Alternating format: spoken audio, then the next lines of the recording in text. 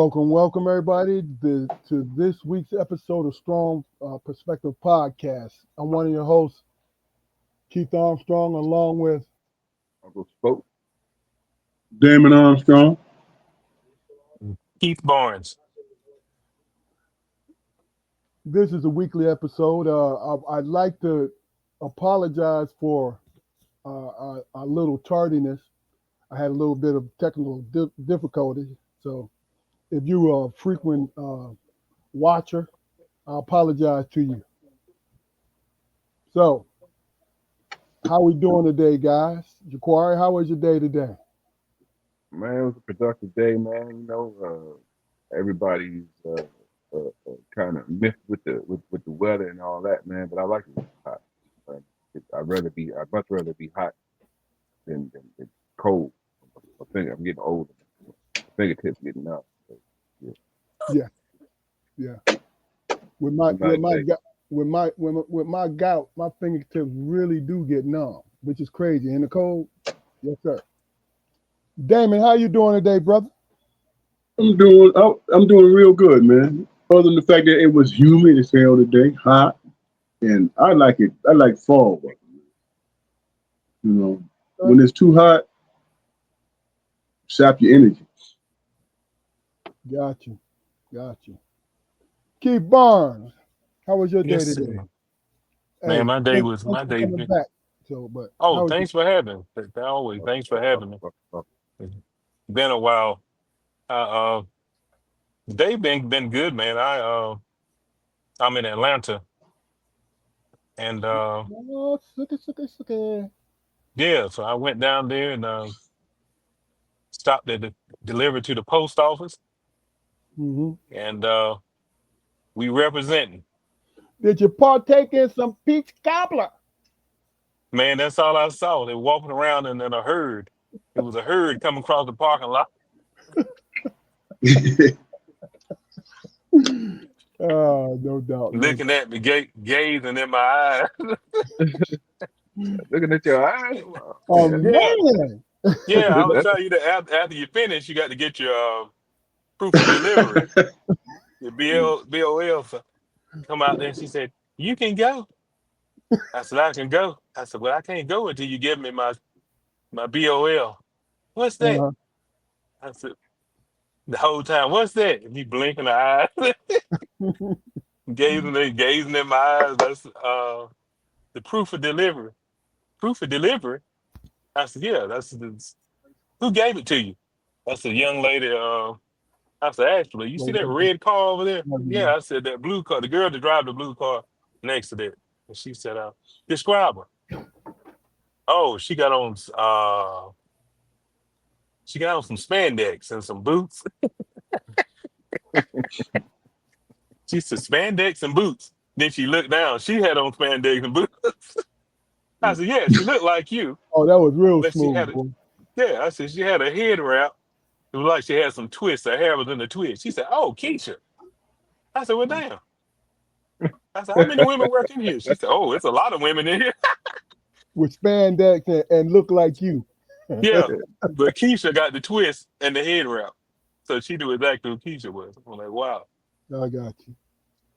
But I was thinking, hey, don't be gazing at my eyes. I ain't used to that. yeah.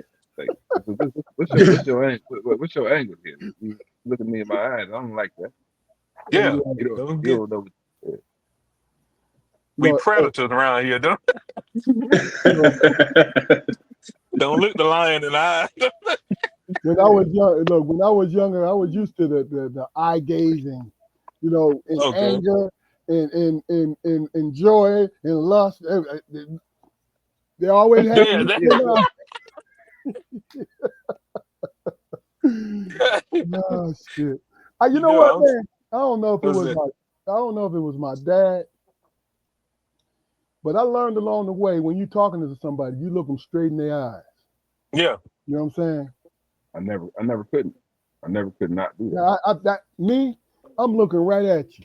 I'm not looking at my feet. I'm not looking at, you know what I'm saying? And I don't know if you put it in the category as respect or anything, but I think what it really signifies is you know what you're talking about. Right. I'm looking at you, understanding clearly how I feel, whether I'm right or wrong. This is Yeah. how I feel. You know what I mean? It ain't no confusion. You know. I think mine go it during communication. I got eye contact, but I do drift and come back. I'll drift and come back, and that's me just kind of being aware of my surroundings. Gotcha. Uh, but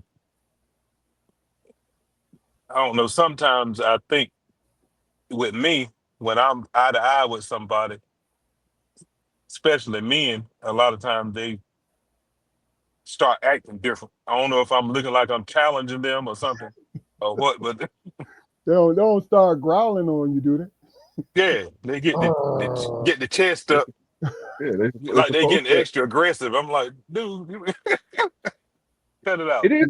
It is aggressive, man. It is aggressive, man. That's Yeah. why it affects animals and shit. You know Like what? the animal. You look the animal in the eye. He on point. You know Hmm. that's why animals don't smile. You show your teeth in the animal kingdom. That's a sign of aggression.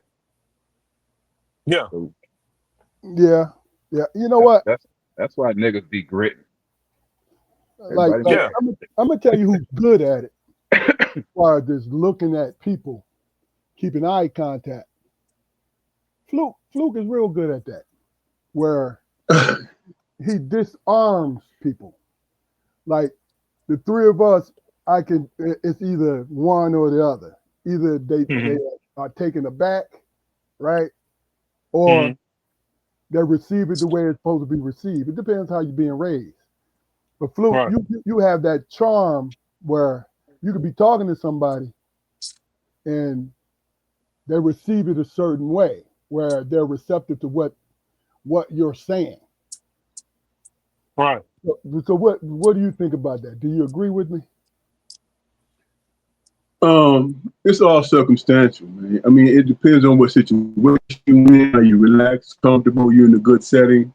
You know what I'm saying? It all varies, man, because if you're just walking down the street and you see a couple of fellas and you have eye contact and then you look down, to them, you're a mark, man. You know what I'm saying?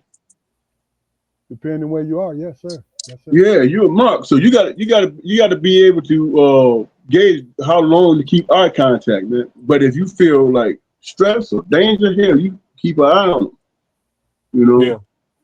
But I think it varies. Yeah. An experience I had was that uh I guess it's reverse. Somebody tried to slap the punk into you, but you. It's been time when I was standing there and like my grandfather like be in my face, and he was hell raising. So I got eye contact with him because the way he talking to me and everything. I got eye contact with him, and he don't like the way I'm locked in. So I'll get slapped. Fix your damn face. Hmm. So then I got this, you know. Now I'm using my peripheral. Now I'm looking for the hands. I ain't got eye contact. I'm more like in here in the shoulders. Yeah. So Yeah. and it was a game you had to play because if you were locked in first, you just on the shoulders. Now you ain't paying attention, so So you he get kept you slapped on for your that too. toes. Yeah, you get slapped for that too. Yeah. I think like with me, with eye contact, it's the Hmm. kind of conversation I'm having with my boys. You know what I'm saying? Right. So if we're having a conversation in which uh, I'm talking to them about something important Hmm. and they don't like it, then I'm going and they have this look in their eye because you know the difference between when you with your children, you know the difference between the look of concentration and look of man, you what? Who the who? Yeah. I'm me. You know what I'm Yeah. saying? Like, hold on, man. Wait a minute. Let me Yeah. let you know I detect that bullshit that you own right now. You know what I mean? Right. And and it just there's a simple phrase. You all right? That's Yeah, it. exactly. Everything cool, bro? Yeah, yeah. You sure? You Okay. got to. You do that with other men too. You know, Oh yeah. Yeah. like, yo, you good? You know what I'm saying? Because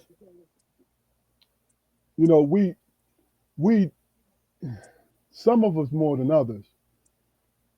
We always have confrontations in our everyday lives. You know what I mean? It might be small ones, real small ones, but then there might be some big ones too. You know what I'm saying? So it's like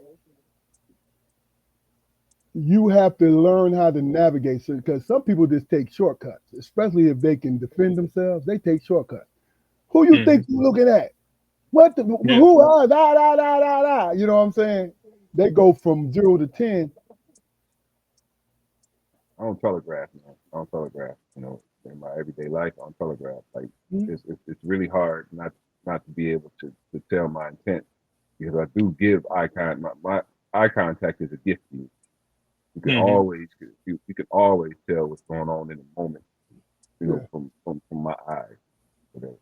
And like in my job, I'm making my business every day to go in there and press every man hand, every male hand, man and young man. Look them yeah, in their eyes and say, "How you doing today, brother?" Hmm. that's So real. That's just real. checking temperature. I'm gonna Yeah. tell you the crazy thing, Keith, and Damon and Jaquari tell you. When we grew up, they used to like, yo, man, don't look at nobody, don't speak. Y'all remember that when we was kids? You know what I'm saying? But me seeing But Keith, my father speaking to strangers, I'm like, well, shit. You know what I mean? You just got to deal with it. but Keith, you was crazy with that shit. That used to have me rolling, bro. We walk past, say some females walk past and don't speak. Oh yeah, yeah.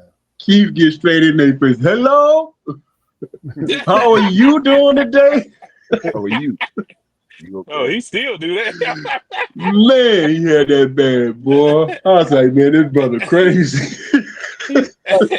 When I was young, I was just testing it out as a social weapon. You know what I'm saying? We out, we free.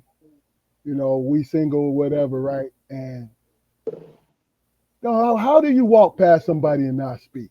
I understand if you're in a dangerous area or people give you the body language like they don't want you to speak to them. I get that because we recognize that.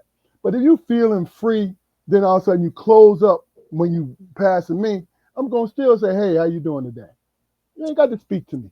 But understand, I just spoke to you. That's it. Hmm. You know?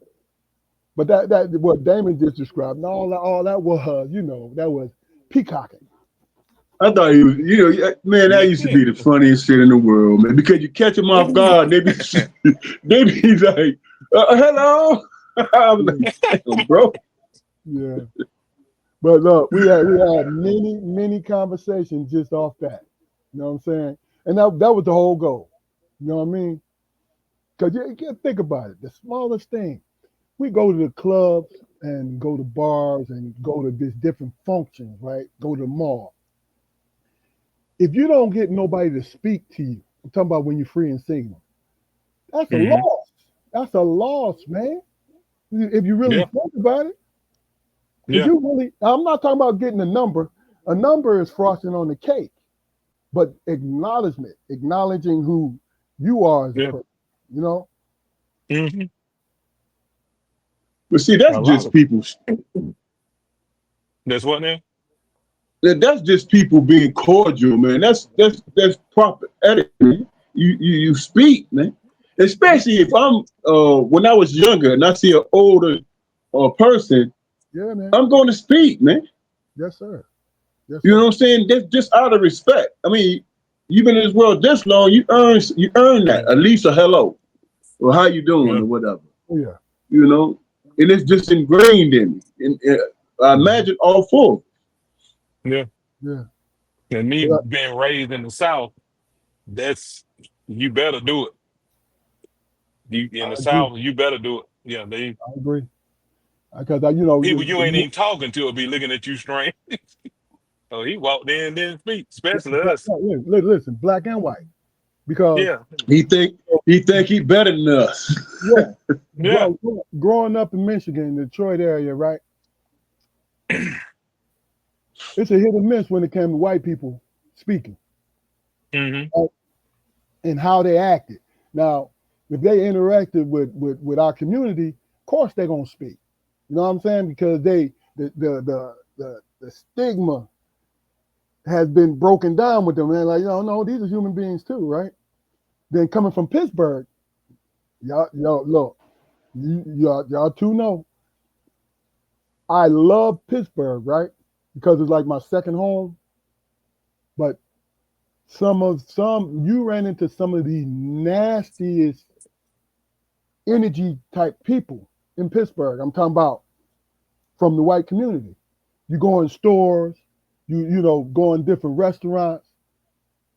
It's like they show their disdain on their faces. You feel what I'm saying? And when I moved down south, even though we made trips to the south, the Mississippi, you know what I mean? When I moved down south in North Carolina, I was taken aback. Whether or not it's the feeling, it was genuine or not, people speaking. I love that. I love that, man. No, Yeah. But it's and like that.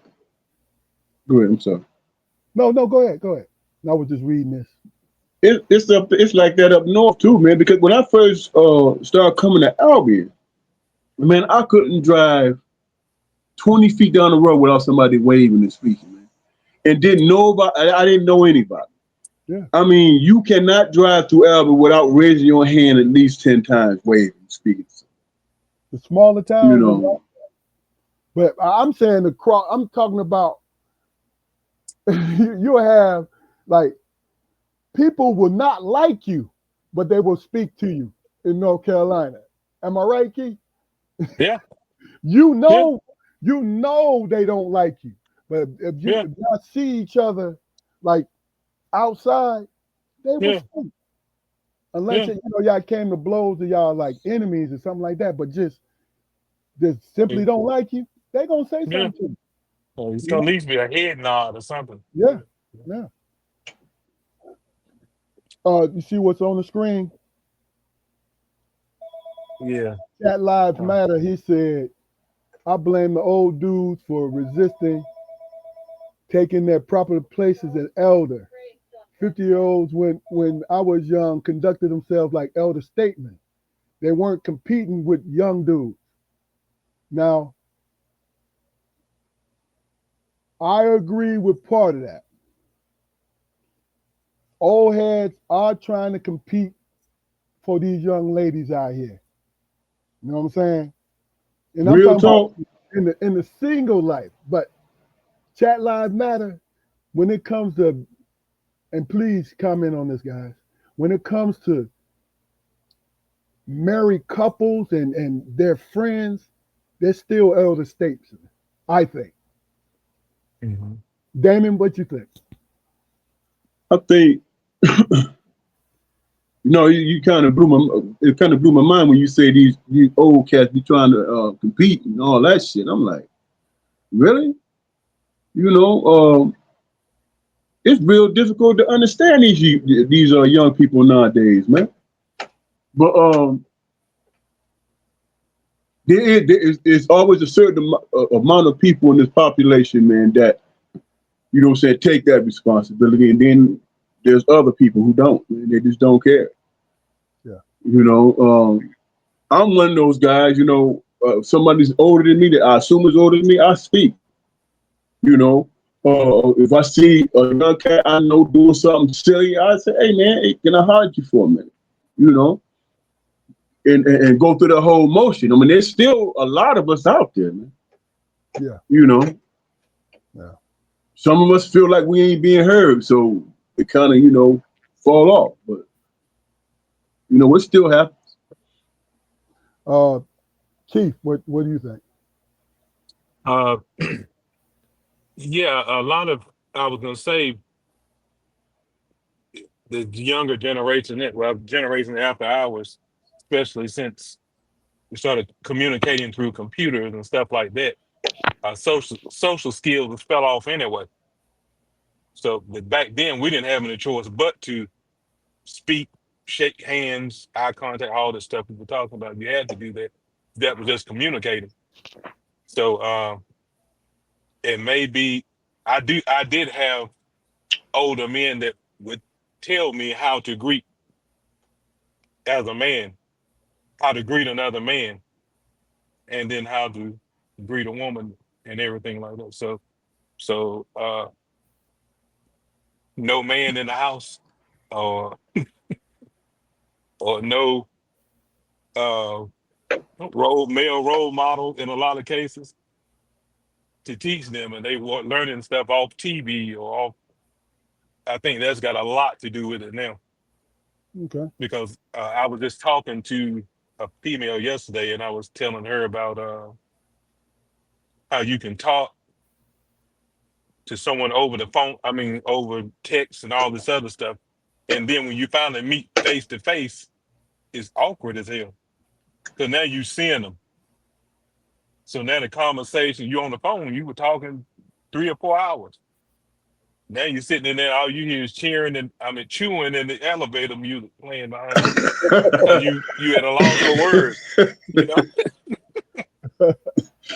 Oh, you say But I'm saying that's the same thing that's going on. I think with in regard to what he was saying, why he's saying that. But as far as competing, uh, I think the younger crowd they see it as us competing. We've been who we've always been. It's real. It's real. Yeah, but look, when we know where to go get the grapes from, we're gonna go to the grapes. You know what I'm saying? Exactly. Yeah. And we're gonna get the fresh ones if we can. You know what I Yeah. mean? Jaquari. Yeah. So what do you think?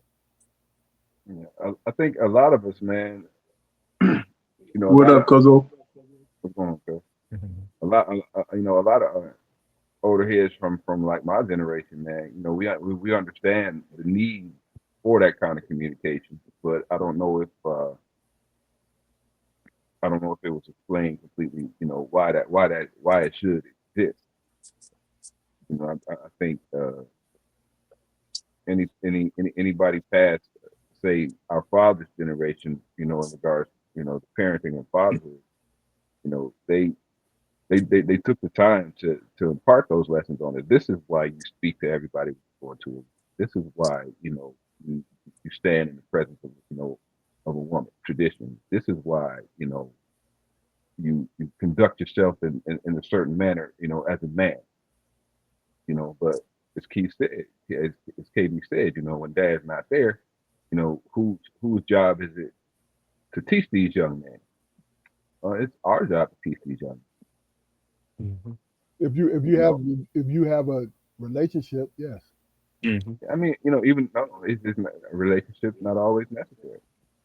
I can come into a room, man, with popular people. I've done it before. Come into a room Mhm. with popular people, and by the way I greet people, like I said, when I'm at work, I touch everybody, every man, and every young man's hand in that building every day. I've been doing it for the last 10 years. And I've Mhm. had people ask me why. And that's yeah. I'm definitely interested in how your day is going as a person.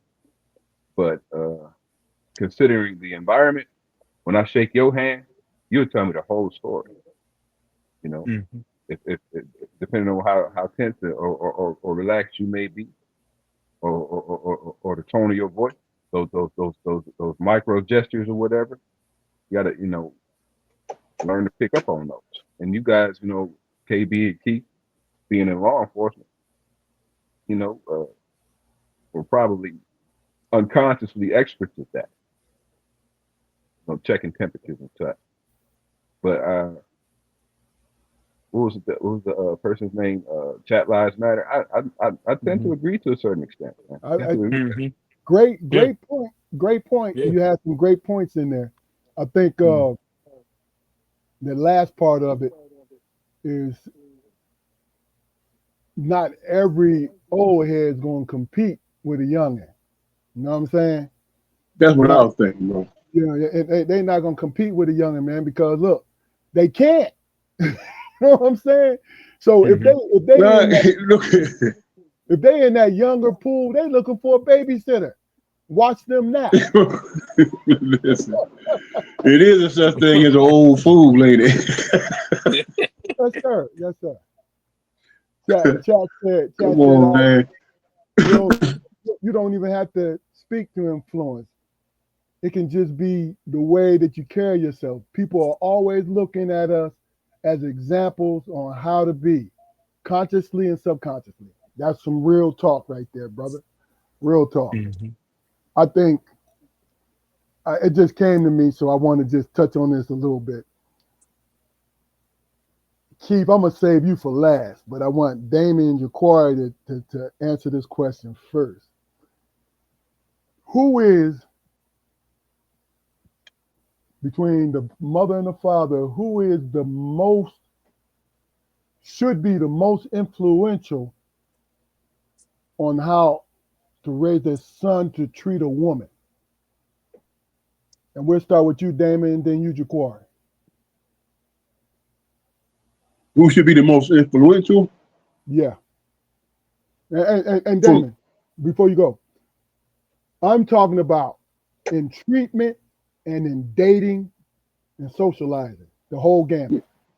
for me, it was our father. For me, Okay. you know what I'm saying? It was him. I mean, he taught him and my uncle, our uncles. You know what I'm saying? They taught you how to be, how to conduct yourself. You know what I'm saying? Carry yourself, your stature. You know what I'm saying? Your confidence, all that. Yeah. You know, and the moms, they were just concerned about the choices that you make. You know what I'm saying? So Good point. Good point. that's how it was for me. That was my experience. Jaquari. Yeah, I could agree. I could agree. With Damon. For the most part. But when I think about how mom influenced me in regards to the woman I married or whatever. In some regards, she's exactly like mom. She there's a certain way she conducts herself in situations or whatever. Her success. Not only at work but in interactive period. It reminded me of how successful mom was. She could come into a room and figure things out. Not only figure things out, but often had solutions to those, solutions to issues or whatever. That was a great influence on me as far as mom was concerned. But when I think about how Pop influenced me, man, it was all about me presenting my best self, you know, and knowing that's going to attract what I want. I never went through a whole lot of identity crisis when it came to my interactions with the opposite sex. I might have been shy, but I always knew what my goal was. I always understood what not necessarily female nature was, but human nature was. But if you treat anybody shitty, they're gonna Reciprocate. reject. Yeah, It. yeah, They're gonna reciprocate. Yeah. yeah, yeah. Keith, I purposely said you for last for the simple fact that you're single, and the three of us we're married, so you probably Mhm. would have a different view of the question. But go Mhm. ahead.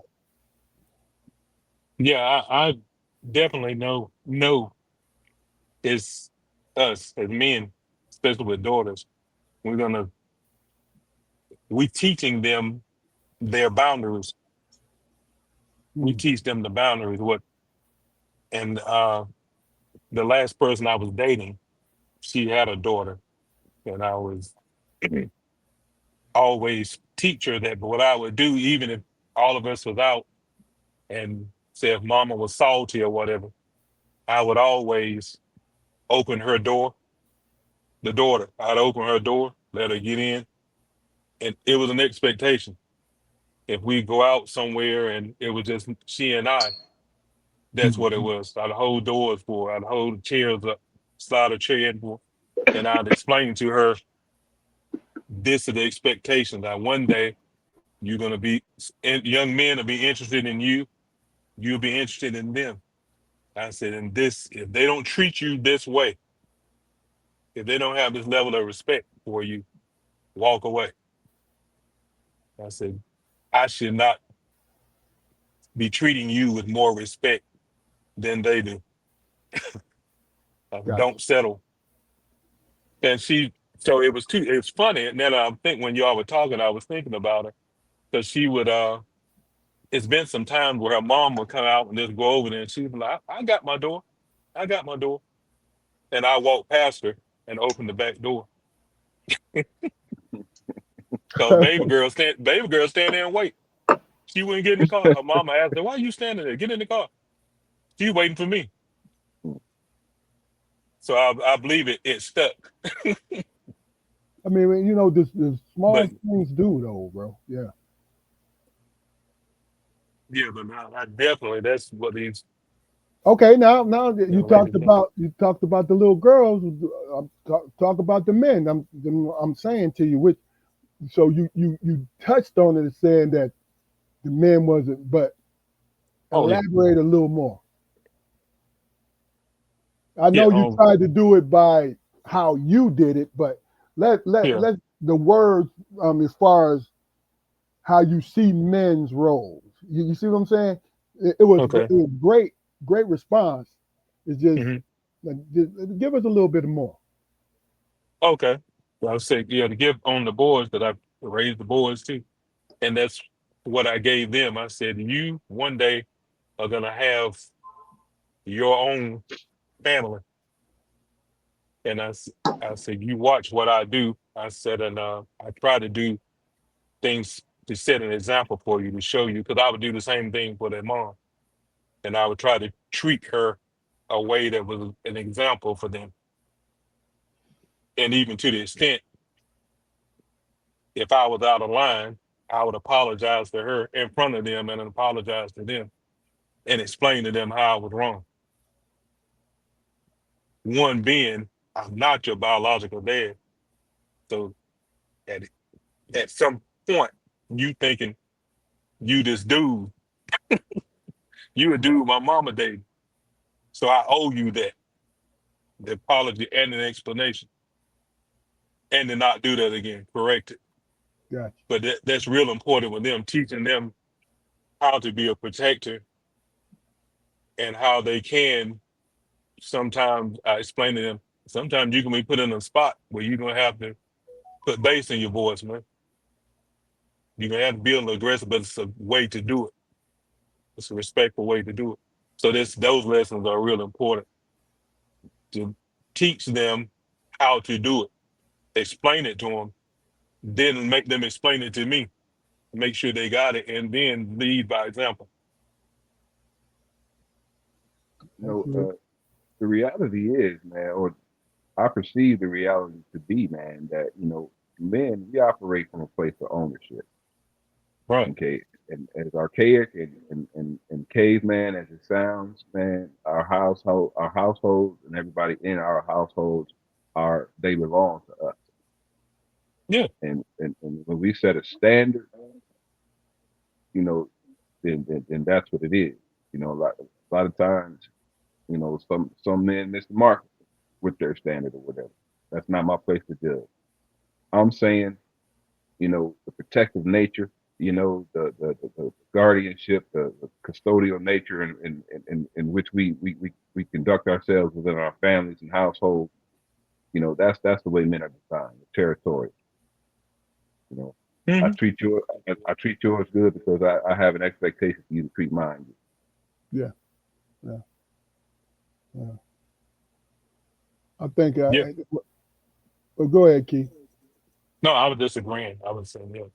I think where it came from. I was on surfing social media a couple days ago, right? And this man, he was talking about single mothers, the state of dating these days, right? And I'm speaking extremes when I say that, where the woman expects you to empty your coffers just to date her, right? And really overpay just for companionship, and you have not done anything. But like I said, this is extreme that's been put in our faces, right? This man said these same women who have this expectation, right, do not raise their sons the same way. And the example what he gave was, he said, "Yeah, your son work at McDonald's, right?" And he come home one day and say, "Yeah, I just spent my whole check on Tiffany's and bought her a bracelet." He said that mama smacked his said, "You damn fool! Why would you do that?" And he said, and he used that as an example, and I thought he was trying to be funny. He was being funny and serious at the same time. But that's kind of reality, ain't it? You know what I'm saying? Like, you raising your son to say, "Yo, look, don't be a sucker." I'm talking about single moms. Don't be Mm-hmm. a sucker. Don't get out here because that's all she has. She wants to protect him in a certain way. Don't be a sucker for these women. But then you start dating. "Hey man, I need this light bill paid. I need this paid. What have you done for me lately?" Now, like I said, folks, this is all the extreme stuff, Mm-hmm. right? Because as a whole, it's not like that. I don't know why people think because we see something.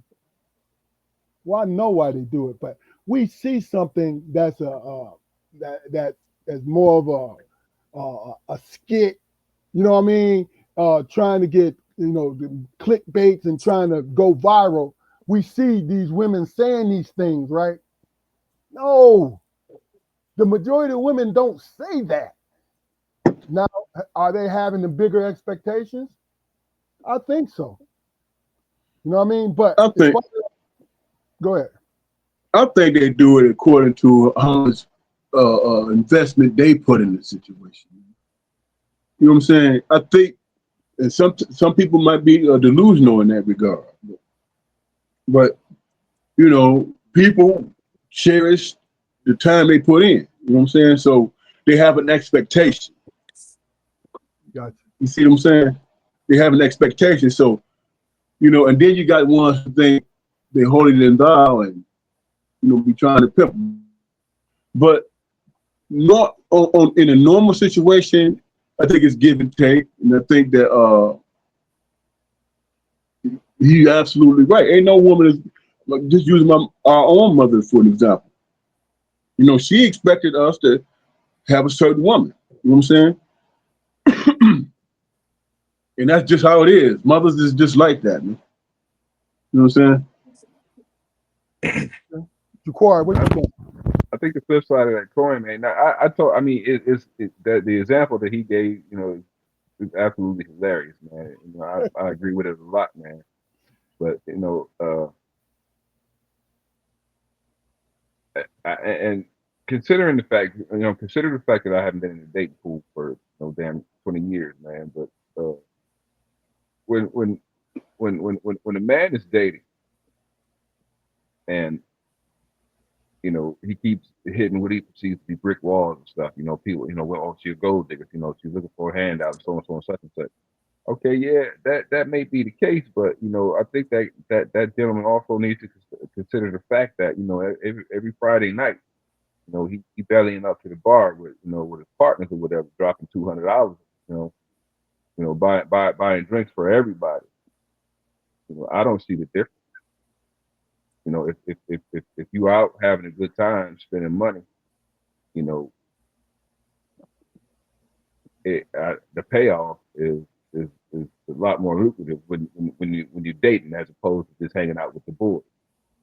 So if you're gonna drop the cash, drop the cash. Now I'm not encouraging anybody to be a paymaster by any stretch, But if you're gonna go out and spend the money, yeah, don't don't hold that double standard. I mean, Let me ask y'all this. no, It's, but it's, let Damon, let Keith comment on this, and then you go. Finish your part, then Keith, you go. I mean, it's. I'm not gonna say hanging out with your friends and spending money is a waste, but going out on a date and spending the money. I mean, the chances of the payoff is there. Right. Keith, what do you think, man? Being the only single man up here, what do you think? But speaking from personal experience and what I believe is been a mistake of mine is in the beginning establishing why you're doing what you're doing. So if you want to go and spend some money, I mean, you can do that, but it needs to be clear why I'm doing this and let them know, okay, look, it may kill the whole vibe, romantic vibe, but look, I'm giving you, I ain't whipped. It's like a I'm prenup, huh? nice. I want to do something nice for you. Here you go. Here's some earrings. Here's some diamond earrings I want to Throwing give out you disclaimers. because, Go yeah, ahead. I'm nice. This ain't going to happen often. You didn't talk me into nothing. You didn't touch me in no kind of way to make this happen. This is something I didn't want to do out of kindness. And that way, you won't start asking me for stupid stuff. That's what should happen initially.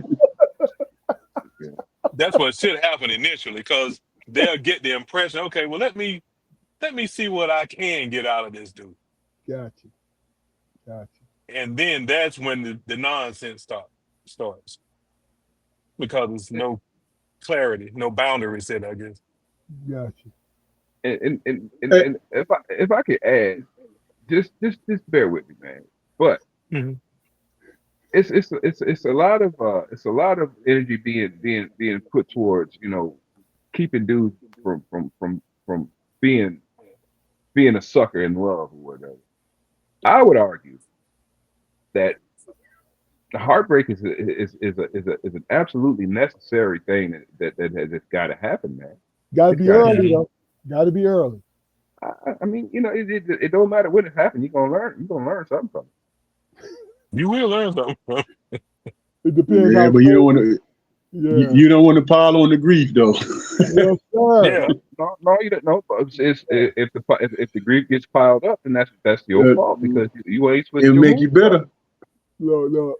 You pile on the Hey. grease and it catch fire. There ain't no water putting it out.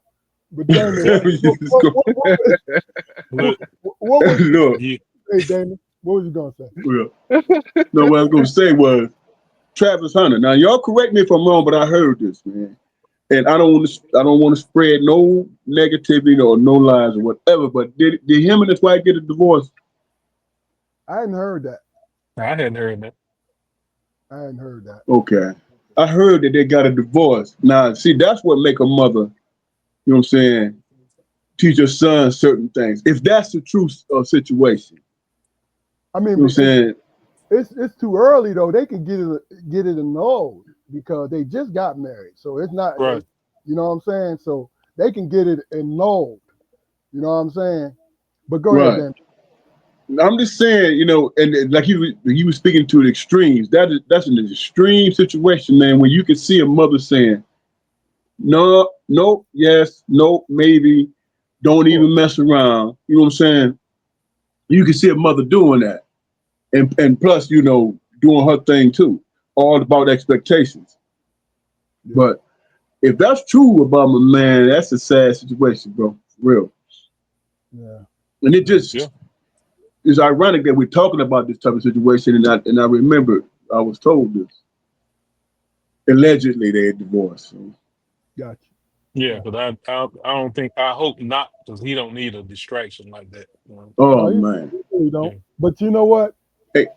Here's the crazy thing about it is my only take on it is everybody tripping because she caught him when he was a youngin'. when he was a little scarecrow who was talented. Yeah. And what she did was she made him feel a certain way. Yeah. And he wanted to repay her by giving her his love. That's what it is, man. This is why I'm Yeah. like, man, oh, he a sucker. No, he ain't a sucker.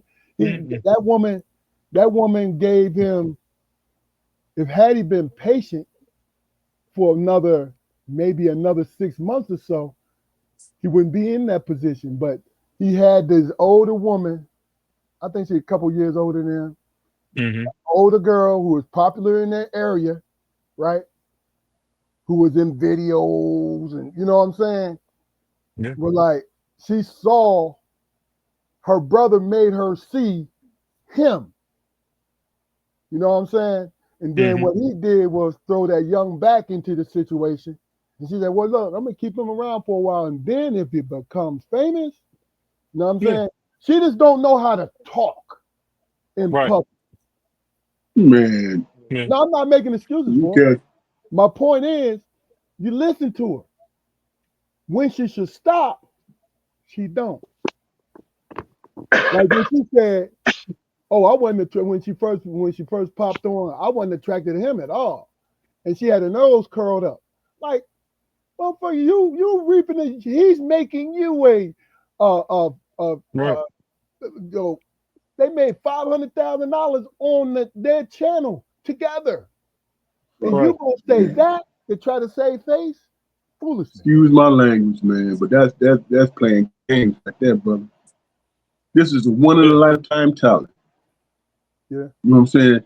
This brother is gonna be around for a long time but after his career.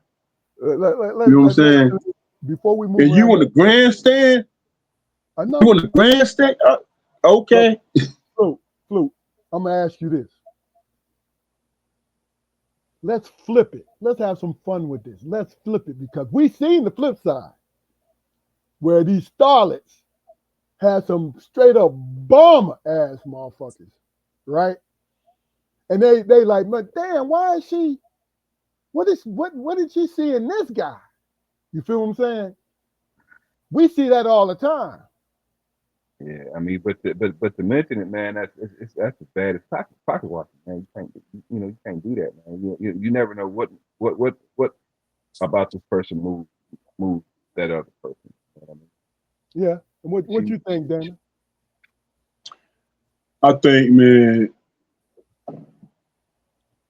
not making no excuses for the brother, but he was young. If that situation happened like you described, young dude, man. You know what I'm saying?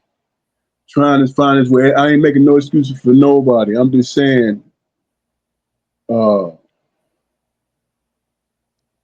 in that situation, the man needed his parents. You know what I'm saying? Gotcha. Needed his parents, man. If his parents weren't around, his auntie, somebody, you know. It's I got unfortunate though, man. I got you. Any things because we're gonna change it up a little bit. Any last things before we change it up a little bit? I'll just say, man, in closing, man, that it's unfortunate as it may seem to be, uh, whether it is good or bad. The lesson he hopefully will learn from this situation will last him longer than the money's gonna last. Okay. Keith? Yeah. I don't know, but he may have one of those mothers that he don't know about it. But at some point in time, she went and had a conversation with that young lady and was like, look, that's my son. Let me explain something to you. He's happy. I'm happy. If you get in his head and you stop fucking up the bag and all this other stuff, me and you gonna have a damn problem. Yeah. That's all I'm gonna say to you. Flute. One quick notion. I agree. I mean, a mother can be that. Hey, look here, I know what you did. Yeah, I'm watching. And I I'm know right who here. you did it with. You know what I'm saying? Yeah, that's what he need, bro. One of the mama things like, I know you ain't shit, but he love you.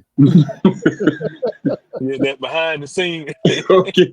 And we gonna put up with your ass until we can't. Exactly. Oh man, it's I'm like crazy. that. Let that man be in love. Trust I me, Love, know, you man. hope. I'm sorry I even brought it up, man, because it ain't none of my business. And hey, people got they got their own trials and tribulations. Man. yeah. But just to All right. touch on that, I remember years ago when they interviewed Michael Jordan, and he was like young. I mean, he was new with the Bulls, and they were asking him how was he feeling with the newfound fame and everything, and he said, "Well, it's still." He said, "I still haven't gotten used to it." He said, "Like I'll go back home, and it's," he said, "like girls and stuff, they'll come and they just all over me. They speaking, and these girls wouldn't even speak to me and give me the time of day." And he had me laughing. He said, "I was like, well, what in the world's going on?" He said, "Hey, it's me. It's Peas." He do his nickname was Peas. He was, "It's me. It's Peas. What y'all on me for?" Ah, okay. Let's change it up a little bit because I wanna especially just get your opinion about this in chat. Please feel free to chime in on this. This question is a setup for the second question, right? We'll start with Juju Quarry.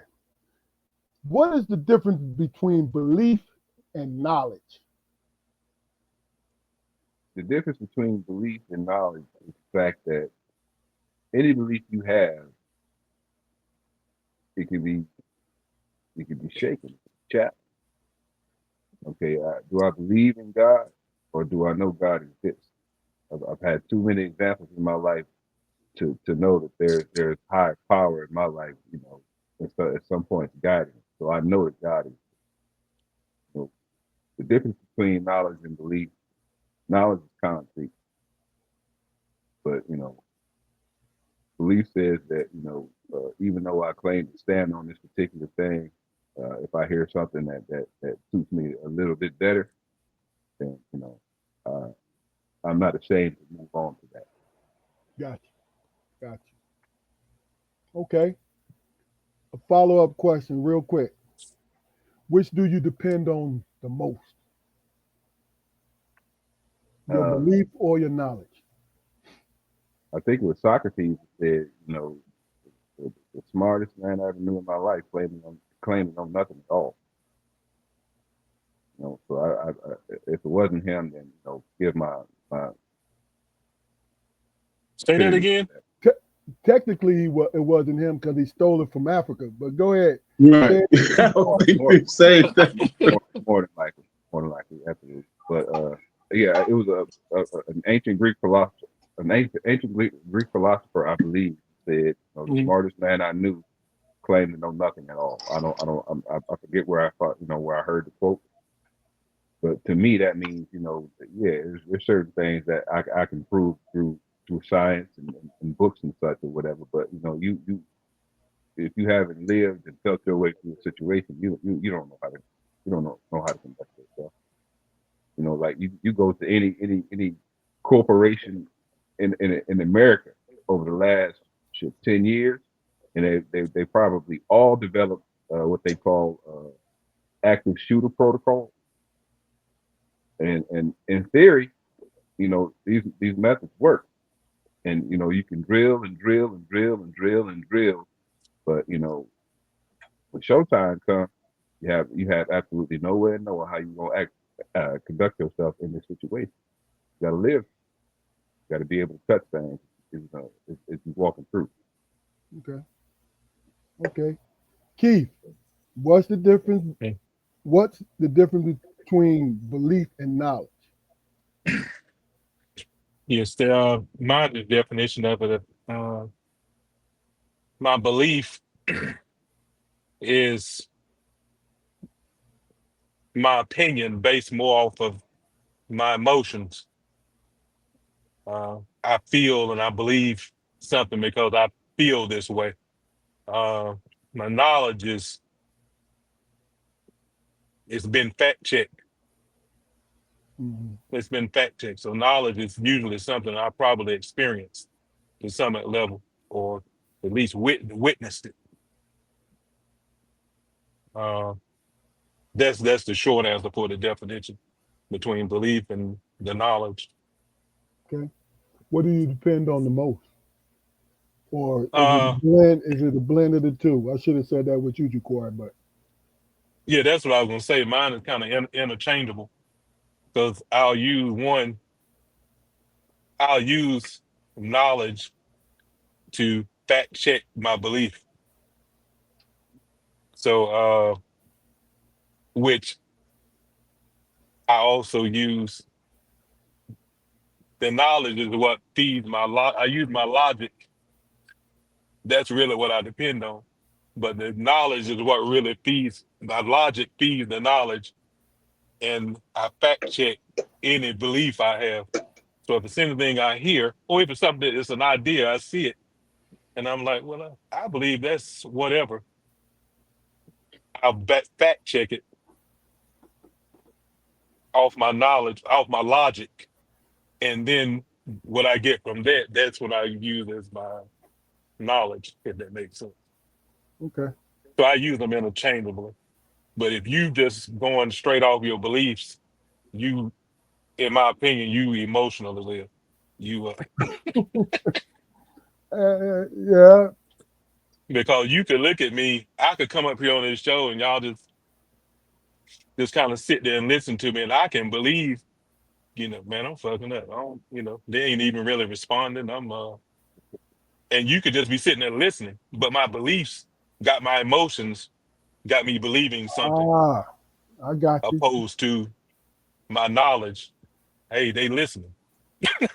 Okay, so you brought us home because I was like, well, where was this one going? But Yeah. yeah, I understand now, bro. Good enough. Damon, two great points so far, man. What's the difference? What you say, man? No, go ahead. You was gonna say, ask that question again. What you get?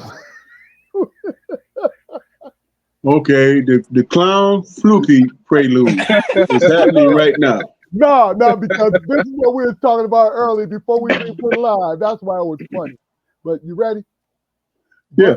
What's the difference between belief and knowledge? What do you think the difference is? I think belief is something that I'm passionate about, and I want to incorporate in my life and live by and all that stuff. And knowledge is something that fact checks it. You know what I'm saying? So I can gain wisdom. Learn from it and say, okay, maybe it requires more belief. Maybe it requires more faith. You know, as opposed to just being analytical and saying there's only one answer to this. I don't want to just have one answer. Great point. Great point. Great point. What do you lean? What is it? You lean on one or the other, or do you blend them? It's even. I blend it and it's even, but I lean heavy towards belief because my surroundings and all that and what I see and whatever is kind of dismal. You know what I'm saying? It's hard to keep faith, man, when you're just looking at negativity all day long. So you have to explore something. That's real. That's real. You know. Okay. Okay. And Oh. I pretty much feel the same way you guys feel about it. You know what I'm saying? Any last things before we move into this next question, this next topic? Because Oh, this actually goes along with what I'm getting ready to ask you guys. I'm gonna say, is it safe to say that it could be healthy to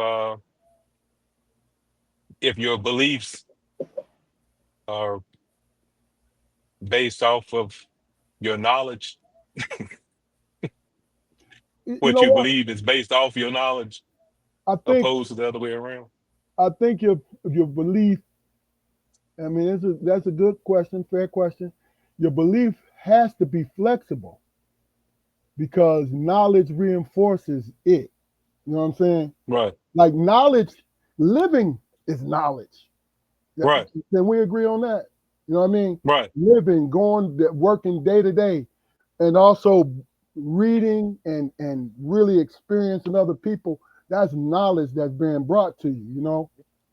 right. Well, my thing is this here. I have the belief, man, that these next 3.5 years is going to go by fast as hell, man. It's going to be like a blur down the pike, man. I have to forget, or it's going to take its time and drag the hell on. There's going to be drama after drama and bullshit after bullshit. Yeah. See the difference? Yes, sir. Yes, sir. Great, great. I'm just Great telling you, bro. example. It's sad to say all of those things are true. You On Hell some yeah. level, Hell yeah. all that's true for all of us. But This next topic, I'm counting on you guys to be historians, number one, and then also realistic conceivers of the future. If you understand what I'm saying. When I say realistic conceivers of the future, is like once you guys hear the question, which you already know, but once you hear the question, the chat hear the question, being realistic about the future, you know, and so is a fanciful thing, you know what I mean? But no, it ain't fantasy. It's just if you get put on an even page. I saw something just to set it up. I saw something on social media again. You know, I surfed through just to get my mind wrapped around what I want to talk about with you guys, right? If you guys don't give me questions, I try to search something that we all can have bite into, right? And I saw something where a guy, he was one of forget this man's name, but he's one of those street preachers, no prophets, prophets. You know what I'm talking about? Where you stand by, you know, you be there with the just talking about the Bible, talking about different things, right? And he said, you know, the difference between us and the Native Americans. And some folks said, well, we was here first. And he said, hey, forget about that, because that don't mean anything. The difference between us and the Native Americans is when the Native Americans, when they went into treaty because of war and all this, they asked for their own lands.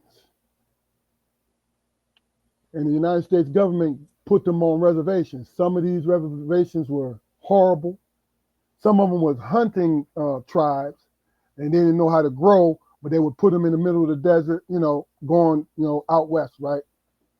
They asked for their own land, right?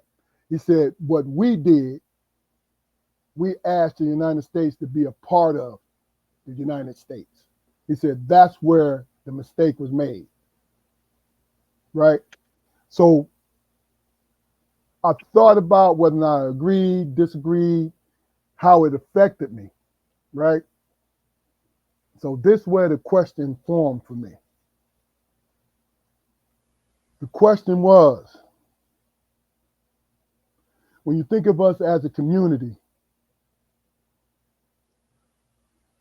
if we asked and received our separate lands, right, after the Civil War, not to be a part of the United States, but to have our own separate lands, right,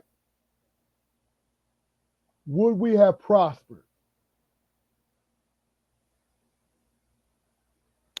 You can answer that question first. Let it sink in. Would we have prospered if we asked for our own lands and be a separate part because the The United States, other than labor, didn't want any part of us as a community, right? So if you know, we had Reconstruction in which our community prospered, but then Andrew Jackson came in and rescinded all of that. You know what I'm saying? And I think the next president did it too after Andrew Jackson. And General Sherman was the one who promised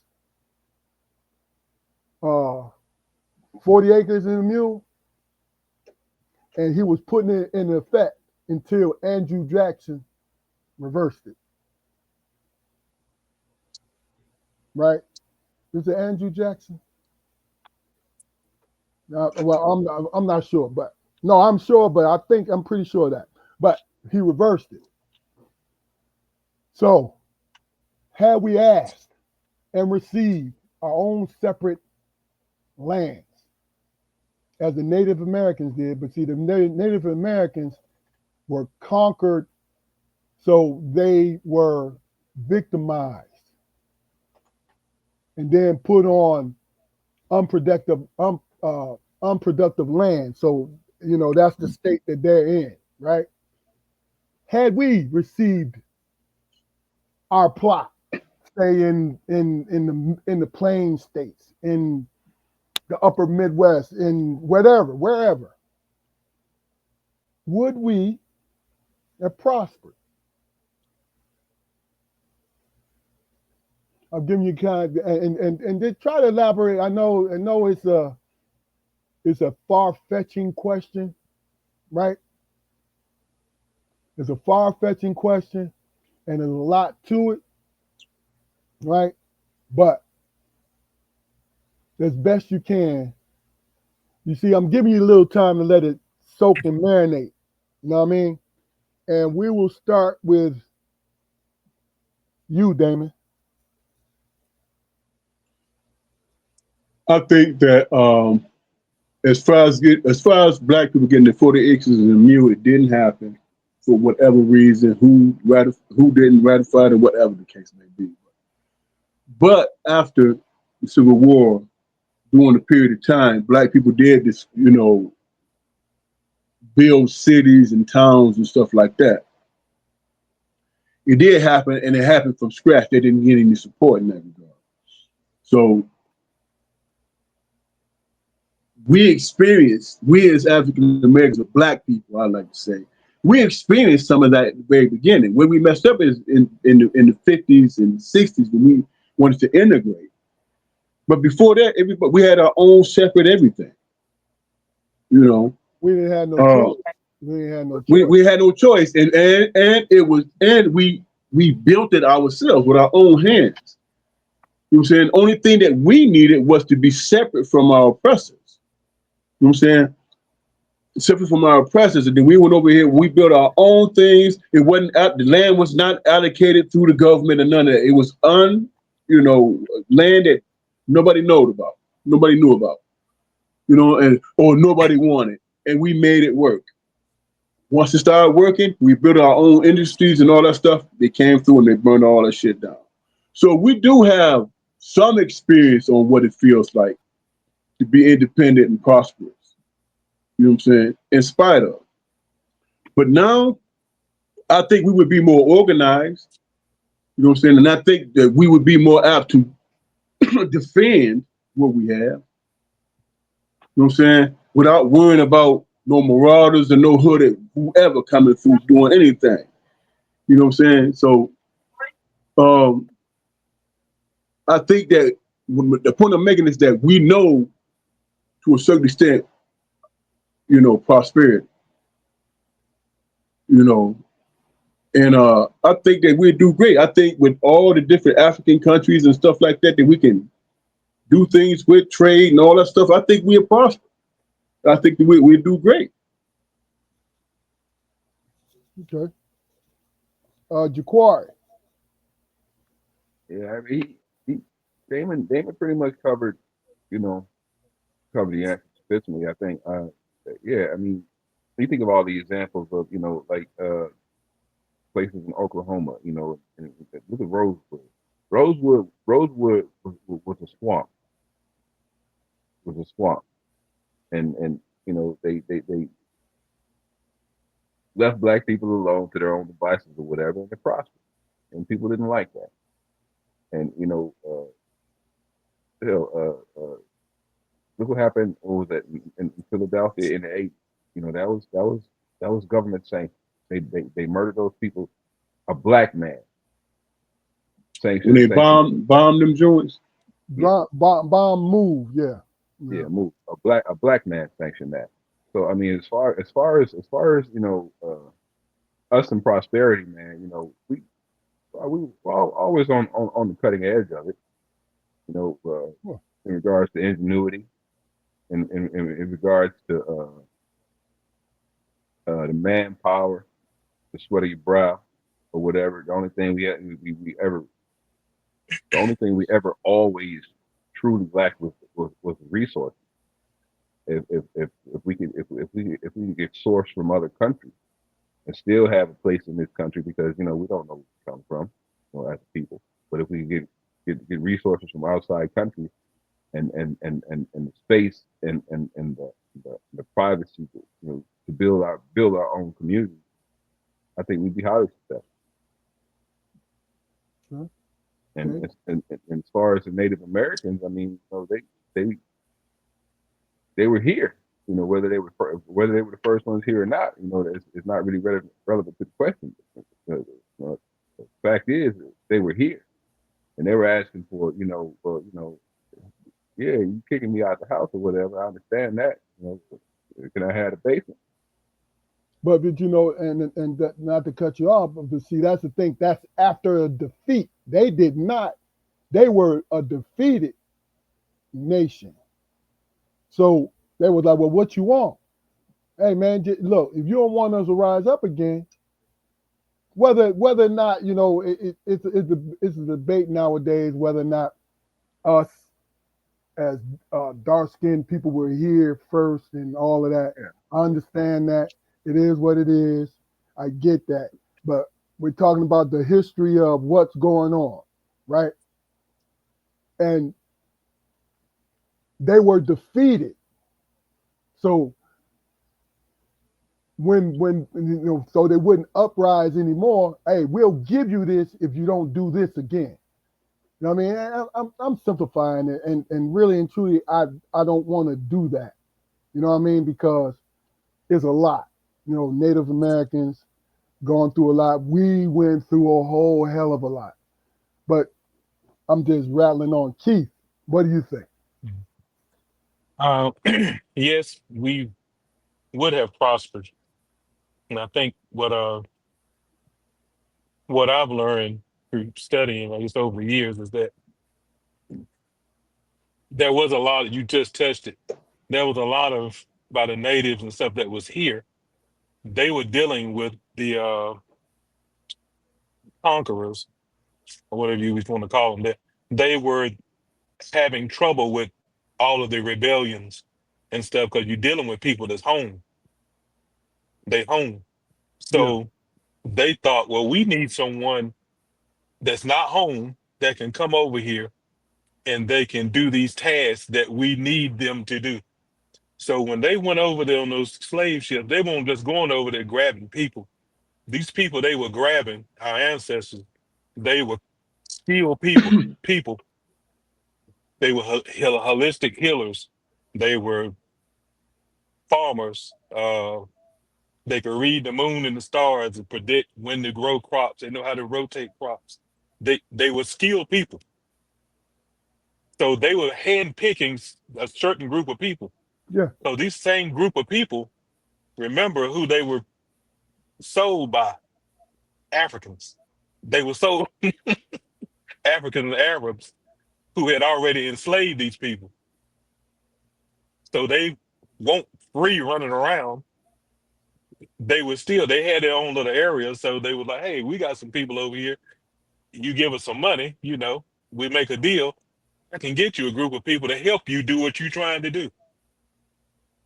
So first of all, they minimize it. Instead of they'll just say, well, yeah, they were blacks, they were slaves. they sent slaves. No, you went over there and got some skilled people to come over here I so see you what you're could saying. build this country that you have now. You didn't bring them over and teach them shit.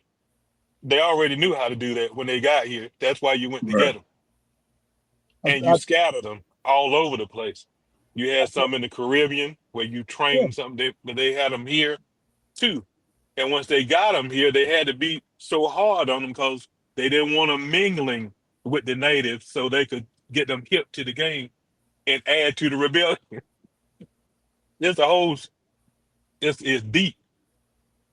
I So mean, the short answer is, I'm sorry. Go ahead. no, just to comment on what you just commented on.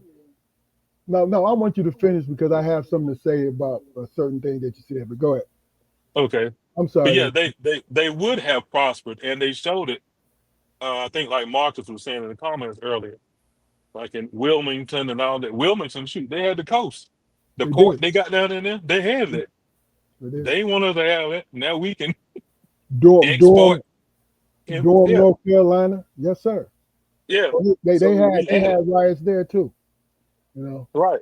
So the divide and conquer thing was over. They didn't want them mingling with the natives that were already here. Little to them, they didn't know that the natives that were here were our people too. Yeah. There's a whole lot of we scattered all over the world Yeah. thanks to the slave trade. I think the If one if thing I had me a if I had me a time machine, I'd go back to that Indian who sold Manhattan for $12. 26 now. Do you know what the market price of Manhattan is now? You'd Yeah. ask for a whole lot more money. I think what most the misconception Oh, I'm just kidding.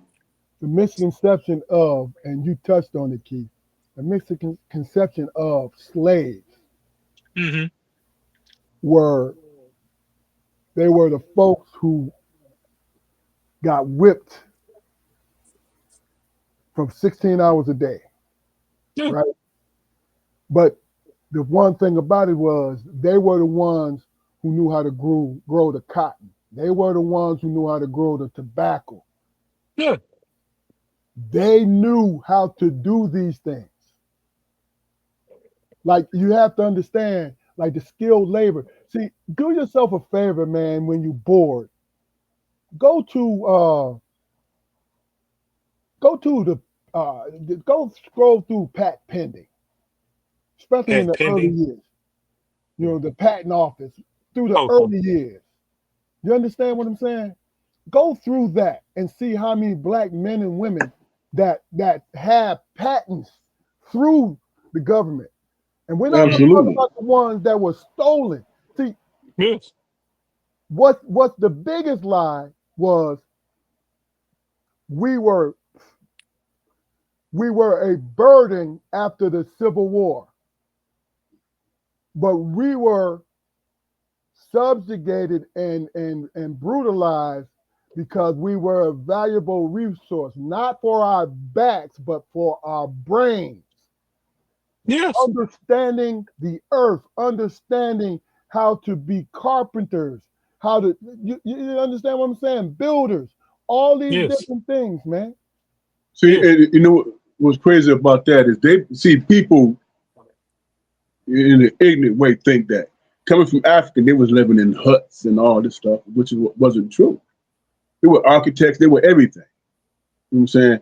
The reason why they were so gung ho about getting those learned Africans over here, not only because of their skill set, but because of their genetics, man. You know what I'm saying? They were able to overcome certain diseases and stuff like that. You know what I'm saying? Their bloodline was strong. You know, it wasn't, you know, they wasn't dying off from smallpox. Antibodies kicked in and they survived. You know what I'm saying? Just giving it a small example. hmm Plus the melanin. You know what I'm saying? You know, there was a whole lot of factors, physical factors that played into that too. You know what I'm saying? It wasn't just you know, the knowledge, but hey, you know, these people they survived in all kind of geographical areas and stuff. So they were durable, put it that way, intelligent and durable. Okay. See, Well, well, see, something I want to point out. A lot of the evidence is right in our face, and we kind of browse past it because we're distracted. But just, I went to Charleston, South Carolina, and I went down and I was looking at some of those uh, plantations. I was going around touring, looking at these plantations, and it popped in my head because they were talking about in this area was this, and it's gone now. The storms came through, and it blew these trees down, or this garden over here is not here anymore, or something. And every structure that I looked at that they said was built by slaves is standing. yeah, Wood, nails, bricks, and mortar. yeah. That wind and water to knock all this other stuff down, or it's gone. They talking about where it used to be as markers. Right. Slave quarters still sitting there. I mean, you have to understand, man. You know, if you look at, of course, there were folks in the continent in different countries that had the simple nomad life and just farmers and you Yeah, know cattle herders. That's what they did. But damn, right. if you go to Mozambique, if you go to Ethiopia, you know what I'm saying? You go to Yes, Kenya and you see these structures. yes. Did they get there by accident? Yeah, you said how they get that big stone up Oh, there? I know Yeah, what they're saying. They saying that spacemen came and created. yeah, Put the Olmec heads down there. You know? yeah. So, my point is, not to. What I want y'all to do, and I'm gonna give examples, and you tell me if it's realistic or not, because I was just jotting down some things from the question that I posed, right? If we had asked for land, where would we prosper? Well, you gotta think about it. With land comes generational wealth. Land is the biggest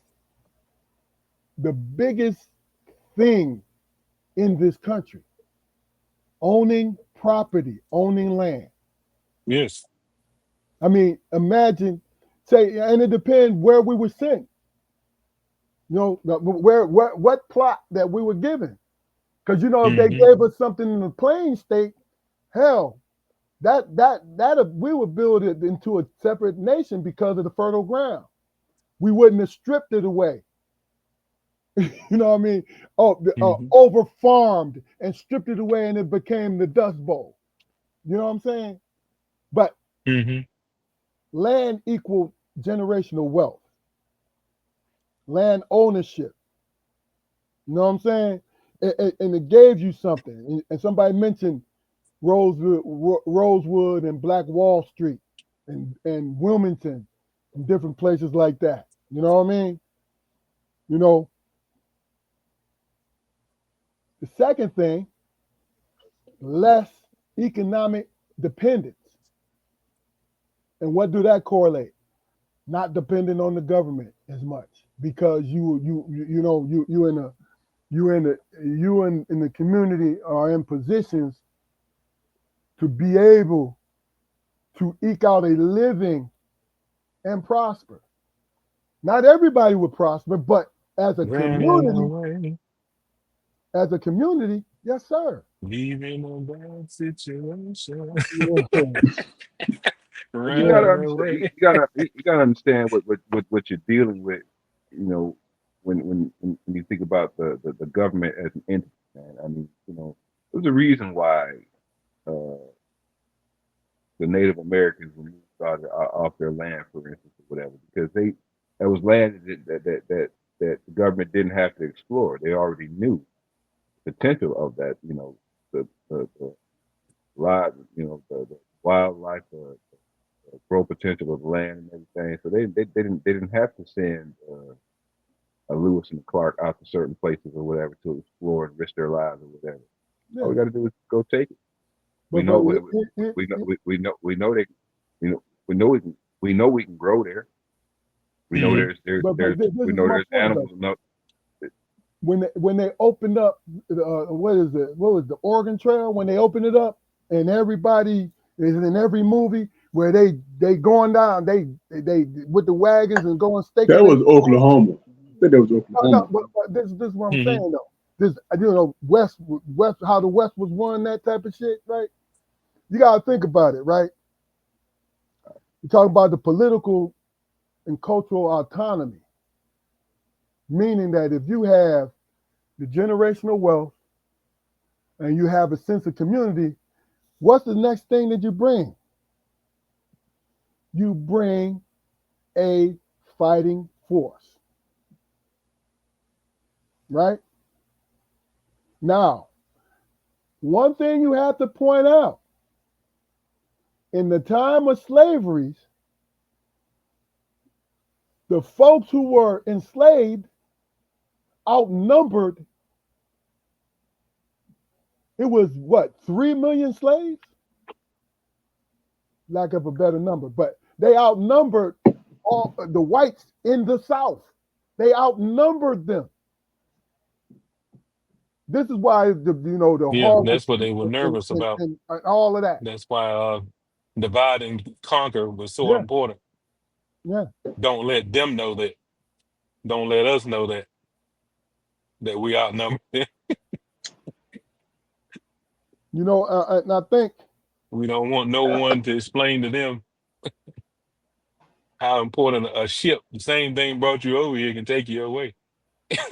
I mean, that's just a simple We thing, had the right? people. You build your own ships. But just to finish my point real quick, Keith, Mm-hmm. there's there's there's there's a reason why America being just as big or larger than Europe is unified under one flag. If you go to Europe, you can go to England, France, Germany, whatever, and all of these countries are in some regards as big as our state, or not even Mm-hmm. as big, or not even as big as our state. But That's what why I've was heard. that? Yeah. So why? No, not why. How did America uh, keep that from happening? How did America? Terrorism. It, yeah. How did America keep the concept of principality out of this country?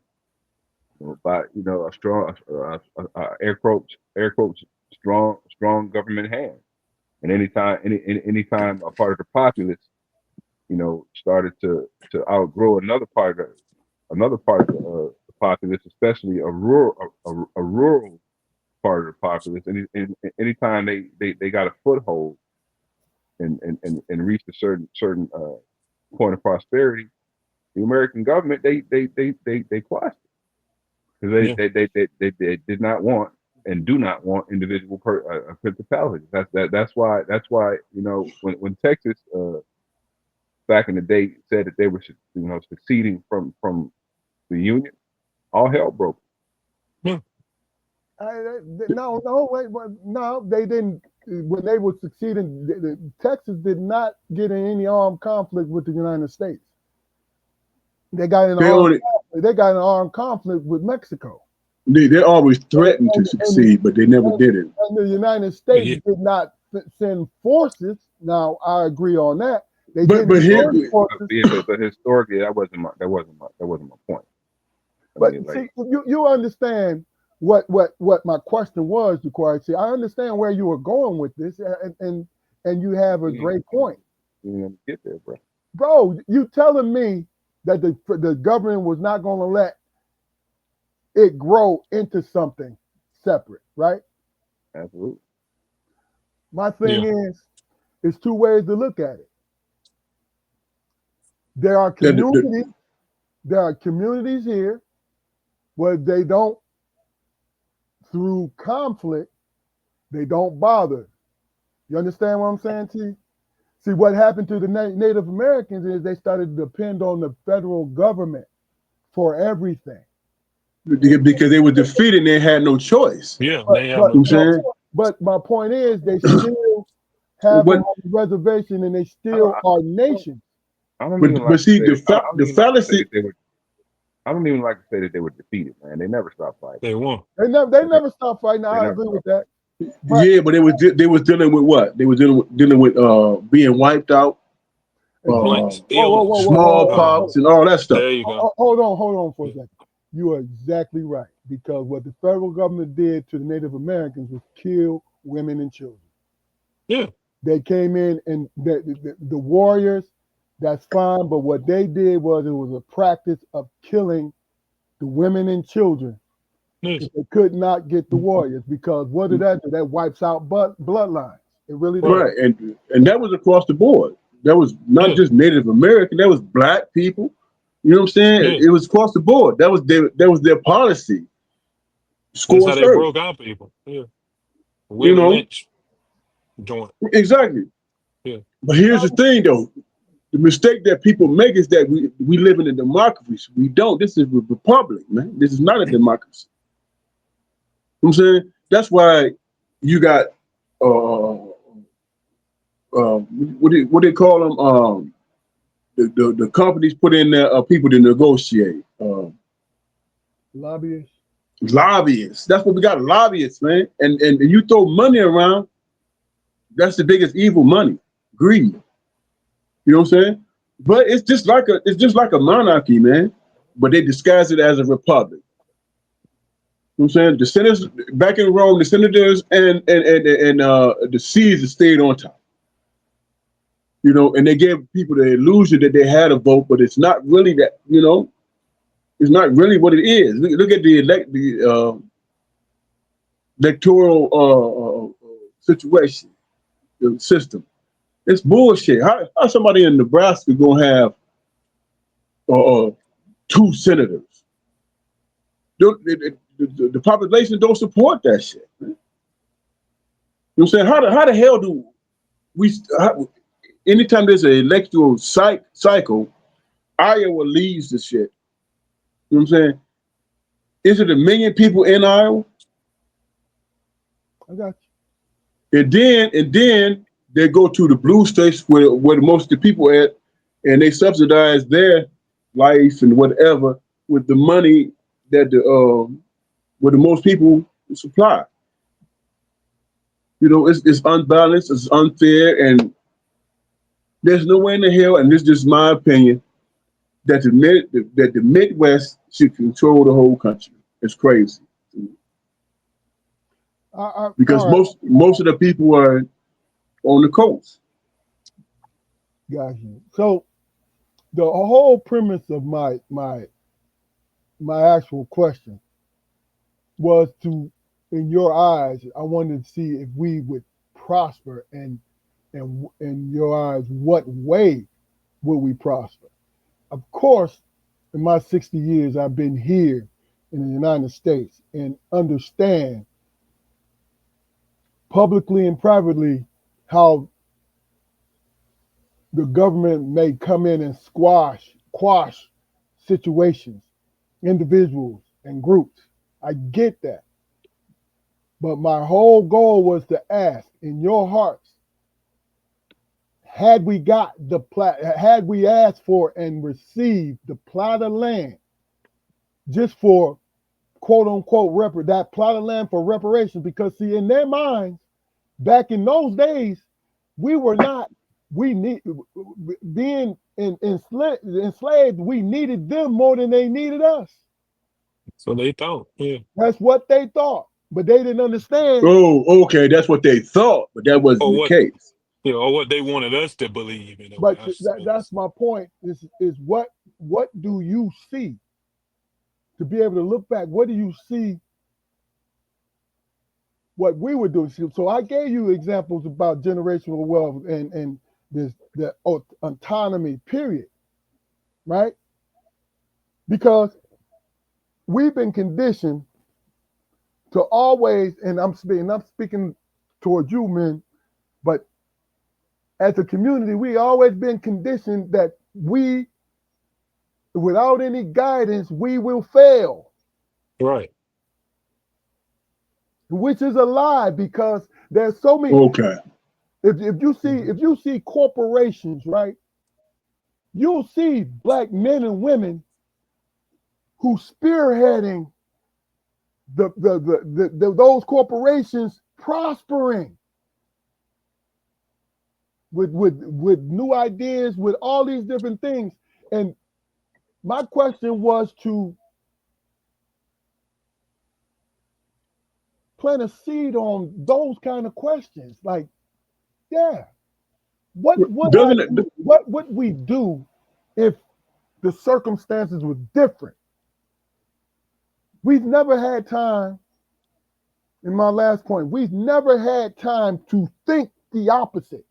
On the individual wise, we have. Well, what the hell? I think, I feel, I know, I will succeed, right? But as a community, those phrases don't seem to apply. I say seem to apply because that's my view. You dig what I'm saying? Talking about in the black community. Yeah, our community, yes. Okay, because as a whole, we think of us as a whole. There's humanity there, man. There's no monopolies operating, in the black community. You know what I'm saying? Do we go out with the mindset to have a stranglehold on a certain industry? You know what I'm saying? Or do we supply something for all? I mean, you can look at us as black people today in this country. Everything about us is spread all over the world. Everybody's taking advantage of it but us. You know what I'm saying? It's our humanity. It's how we built, how we see the world. Whereas the opposite, the opposing side, look at it as how can I capitalize on it? So if you see a brother, you know what I'm saying, trying to monopolize something, being greedy about it, he gonna get ostracized in our community. You know what I'm saying? You're gonna get ostracized. You're gonna be like, man, what type of brother is this? You know what I'm saying? Where's his humanity at? You know, we share everything. Our culture, our God, whoever, whatever it is that's ingrained in us, we share it with with everybody. Well, we don't. It's just so happened that other people take advantage of that. We don't share it with each other though. That thing. Well, that's another argument right I'm there. not talking about. I'm not That's talking by about. design too. I'm not talking about with the. I'm talking about consciously sharing with each other. I'm not talking about the dog eat dog shit. I'm talking about consciously, where you have. Okay. Small example, but a great example. Our entertainers have the energy of us behind them if they are our favorite entertainers. Singers, actors, dancers, sports guys. They have our energy behind them. But right. when it comes to like business, is it the same energy? You see what I'm saying? I don't have an answer and I don't have an indictment on it, but I can just with my small look at this world, I can say that we don't put the same energy into businesses and things along those lines, man. We don't do it. That's my small, my purview, what I see. A quick example of that is something I've seen. It's a place down in near Bunn, North Carolina, Lake Royale.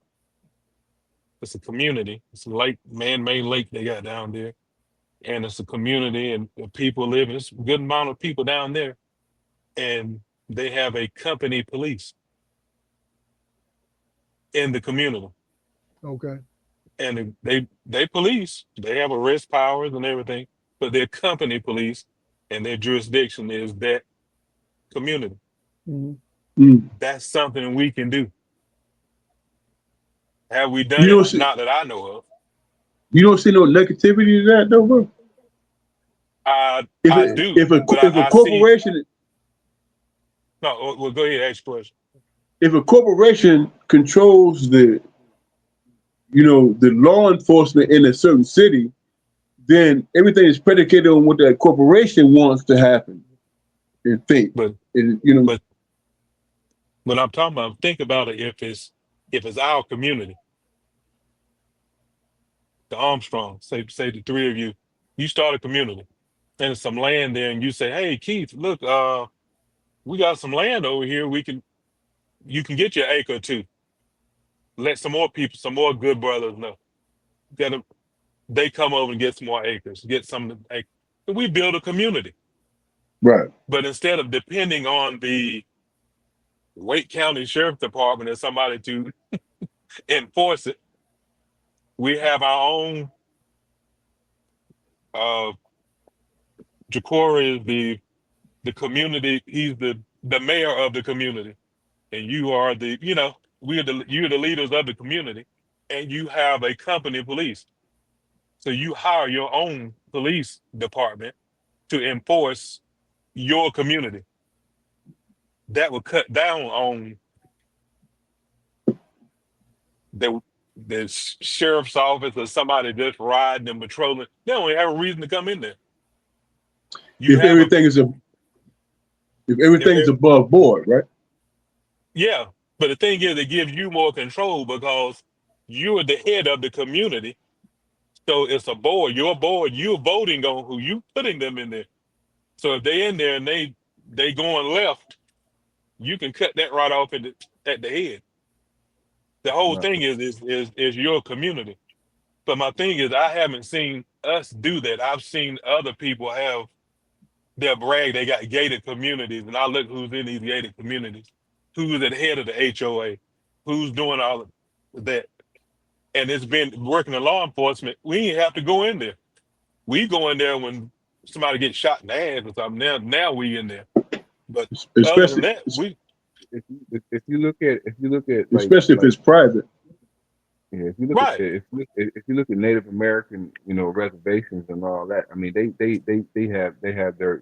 have tribal That's right. police There you go. and the common the regular law enforcement agencies in that region have no authority whatsoever. There you go. No See, that's what no I'm talking authority. because they're looked at as a separate nation from us, even though they don't have any commerce other But than do other that than apply with the FBI? they have to they Um, all have to have permission to come onto the reservation. They do. they need a they don't just drift in there. They have to. It's a meeting has to be held Yeah, yeah. anything for them to do anything. But I was anything that saying with that, and we fall right into that because if they want to go back to it, they didn't even consider us humans. So we But you know what that was. It makes it easier to brutalize us when they do that. right, Oh, it's in the law. I can do this right, to this woman because it's in the law. No, When they say rats or cockroaches? you know. yeah. So Um, I mean, just we're gonna. I know. The question that you asked, bro. I hope I answered it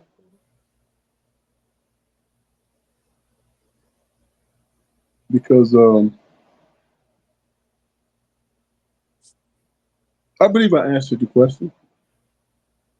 Yeah, I mean, look, it's no right or wrong. It's beautiful speculation.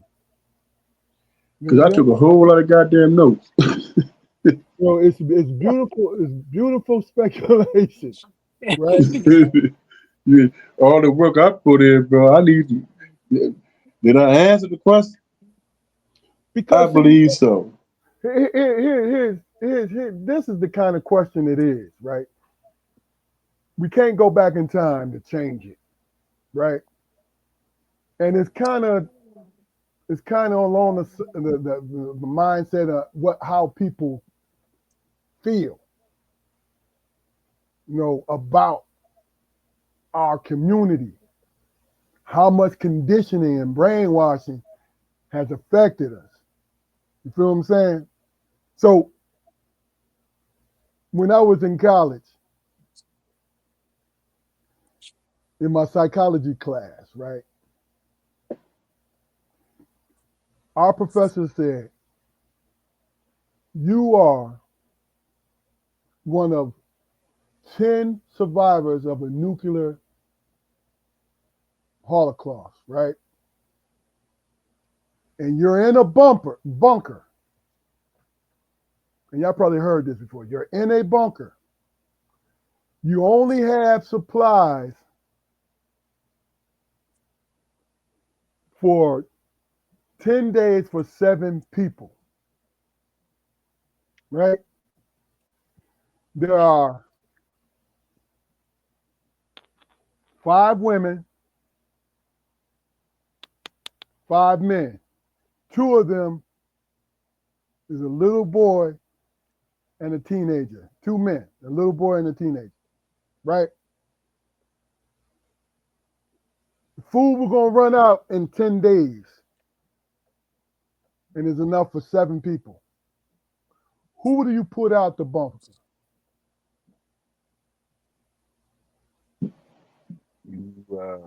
What you do, you don't put anybody out the bunker. But you have a conversation. You have a real conversation with people and try to figure out how to procure more resources. In the meantime, the teenage boy and the little boy, they need to be taught certain aspects of leadership. You know, even if there's a bleak chance of survival, somebody's going to have a good blueprint set in place. So, I mean, Okay. whatever's going to happen. I mean, so we in it together. As far as putting somebody out, I'm not willing to do that. Damon, Keith. If we starve, we're gonna starve. It's gonna sound like I'm being trying to be funny, but I look at personalities, and the one that was, if there was one that was scheming as to who needs to be put out, put their ass out. So that's the problem. Okay. If he get any allies that join in with him and everything, that's who needs to be put out. Damon. I'm gonna last as long as I can, but I'm gonna look at the most nefarious motherfucker in there because, well, he gonna survive this shit. If he gonna keep the humanity going and all that, he gonna survive. You know what I'm saying? I'm gonna get fat, but if I'm honest, I'm gonna pick the strongest out of the group in terms of surviving the situation. If it's all out nuclear fallout and all that stuff, then I'm eating up everything, me and my babies. But if it's about survival, I'm looking at the one who's willing to do anything to survive. And that's just me being honest. I got you. I think I was one of the ones who was arguing, if you don't have no hope, why are you throwing anybody out? If it's only 10 days worth of food, why does it matter? And I went to the professor afterwards. I was like, what the hell kind of question is this? Because I think logically, nobody in this place is going to survive unless you turn to cannibalism, but that's only going to last for too long, right? He said the question was designed to gauge where people's thinking was. People's survival instincts. He said there is no right or wrong answer to it. He said people's survival instincts and how they feel, how they gauge their prejudices, everything. You know what I'm saying? You know, when I was young, I said, "Well, shit." I said, "Professor," I said, it's more than 10 days worth of food in there." He said, "Well, how do you figure?" I said, "Professor, there's 5 women in there." Yeah. Damn. He fell out.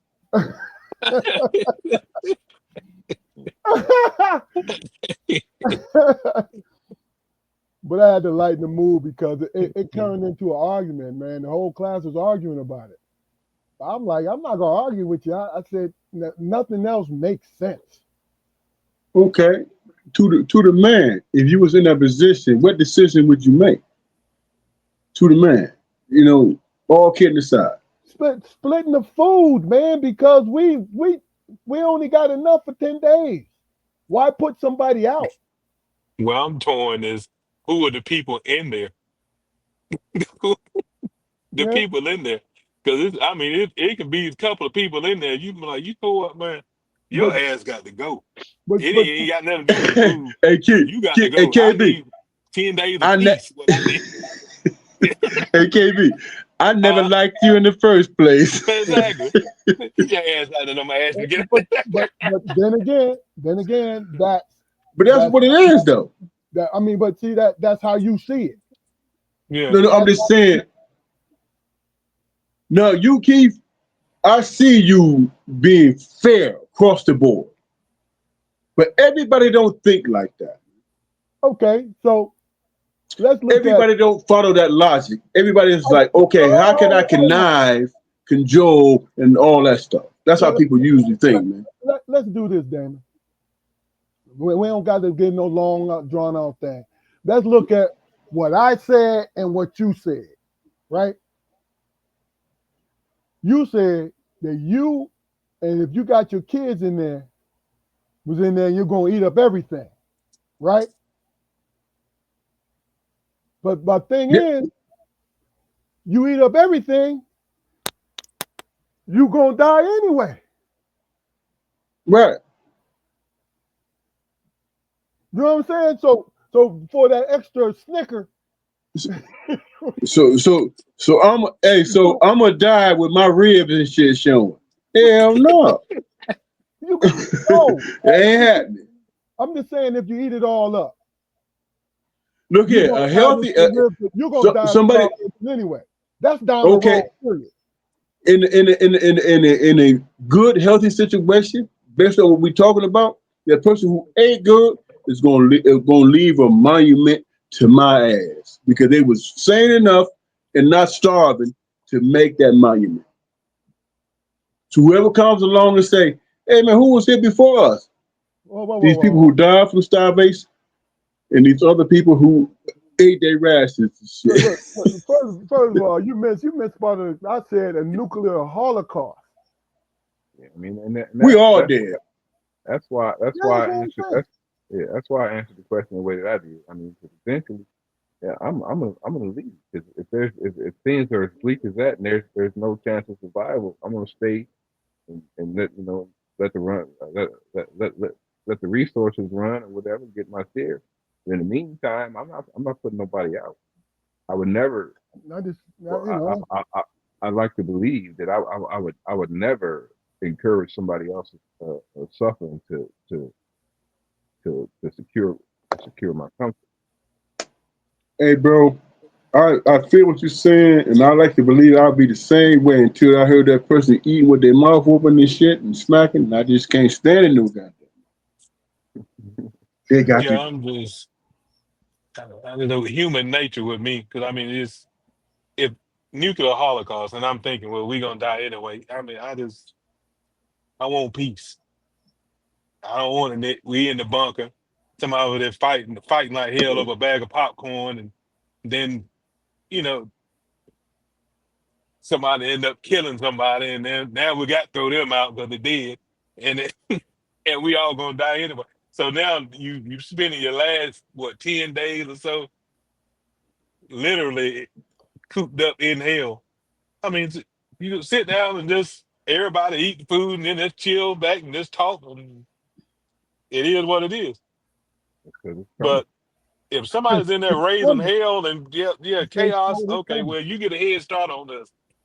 You get on out. You get on out. Now, let me put it like this. I agree with you. If it's somebody acting a complete fool, and They get in the business becomes hostile to everyone else, Yeah, they got to be dealt with. I get you that. got to go, man. I get that. Now, it was this initial question. It wouldn't be. It still would not be prudent to put that person out. Because No. What I would do is chain his ass right in the corner somewhere. Hey man, go ahead and open up that popcorn and feed that motherfucker. You can forward, keep every time you go forward, just keep choking him out. And fatten him up. Or you be sizing him up.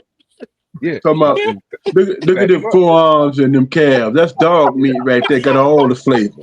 I mean, in that kind of end of the world scenario, you're either asset or resource. Now you can cooperate. You can cooperate, or we can fatten you up, bro. Right. Yeah. I mean, the choice is yours. I ain't think about that option. With you, Deborah, I was seeing you just keep choking. Keep fucking up again. Choke him out again. Go somebody choke him out again. I hope you didn't say I was gonna be sitting around in a circle and we holding hands and humming and yoga breathing and shit. No, I mean it's gonna be ordered. Yeah. Be arguing with the elders, talking about, man, look at them calves. That dog meat, man, got all the flavor in it. He on the rack and don't even know it. I will hold up a piece of paper and tell everybody, look, this here is the menu. Now you can either be reading this motherfucker or you can be on it. Shit. God forbid I'm ever in that situation. Man, we laughing, but if you in that situation, you gonna think about it. Look, man, I bet you he tender as hell. He young too, got that tender meat. Look, the buttocks is tender as hell. If that meeting happened and I'm in there and they having a serious you gonna get your poison, bro? No, I'm the man. I'm gonna go out here with this radiation. I'm gonna take my shot. Yeah, I mean, shit. I'm gonna go out here and take this. I'm gonna take this chemo, man. I'm gonna go out here. Ain't no chemo. Ain't no chemo, bro. That's all is out there. It was nuclear blast. It's all chemo. It's either getting full or suffering. Those are the choices. Look, let me tell you something. After a while, especially if I ain't got no family in there, after a while, I'm gonna go take that walk like you keep. I'm gone, man. What the fuck am I sitting around here? This is the thing, walk, this is the thing, man. We're all large men. In a situation like that, who do you think on the first to go? Yeah, they sizing us up. Yeah, so within that scenario, you gonna have to exert some sort of control. You are. And before people, drive you to be an asshole. Look, let me tell you a funny thing. Well, hey, at 59, I'm gonna be an asshole. Look, you be in your chair like this. Yeah. Hey, you remember that cartoon, man, where the bulldog was in the bed with his leg in the cast, and the cat kept coming close, and then he closed his eyes and he'd be closer and shit. That motherfucker's eyes is all bloodshot. He's tired of the motherfucker. He's like, no. All he heard was that goddamn dude just moving closer to him. Look, I don't know what I'm talking about. you get closer to me as Tom and Jerry. You get closer to me, I'm gonna get up. I said, you know what? I gotta murder him. I just I gotta kill this. I gotta kill this man. Yeah. Hey, Flip, did he What? hit him in the foot with? Did he hit him in the foot with a goddamn 2x4 with a nail in it and shit? But you know what though, man? And that motherfucker eyes closed. He was closer. He was 4 inches closer. Hey, it's called survival. Only the strong will survive, baby. Look, I'm gonna tell It you. is what it is. I'm gonna tell you, and that in itself, man, where you have those kind of questions, it's hard to really imagine what you would do because some of the meekest people will become savages, man. They'll Yeah. become savages. Yes. No doubt about it. No. No matter what the situation, good or bad, man, you got to take into account human nature. Yeah. Right. Hey, A lot of survival scenarios, man. Often it's not the stronger people. Who survive. No, it's not. It's not. But Hey, Smoke. they practice this, man. We having a Yes. conversation. Oh yeah. This is a real conversation. And they Look, Hey, look, doomsday shelters, man. Come on, dog. yeah. I'm gonna keep it real funky. Hey, Spoke. Remember when your daddy jumped off that diving board and he had to grab the rope to catch his breath? Yeah. And what did this, the lifesaver say to him? You can't grab the buoy. Don't grab the buoy. Pop was like, shit, man, look, motherfucker, if your mama was standing here, I snatch her ass in here to save my life. What are you talking about? After that, That's what it is. Yeah, after that, he says, "Folks, get your shit and let's go." He said, "I grabbed her to save my life, motherfucker." Yeah, man. Shit, we just got to be honest with it. All right, well, look, I appreciate I didn't do it in the early parts of it, housekeeping. Go to our YouTube channel, like, share, and subscribe. You see scroll on the bottom. We got some Cash App love if you folks feel like giving us what we're giving. And you know what? As a matter of fact, after the day, I'm taking that off. Because first and foremost, nobody's done it. Right? And I'm not saying I'm upset about it. I'm just thinking, you know what?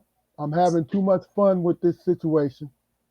And I'm not trying to put no pressure on somebody, to send me their twos and fews. Fuck it.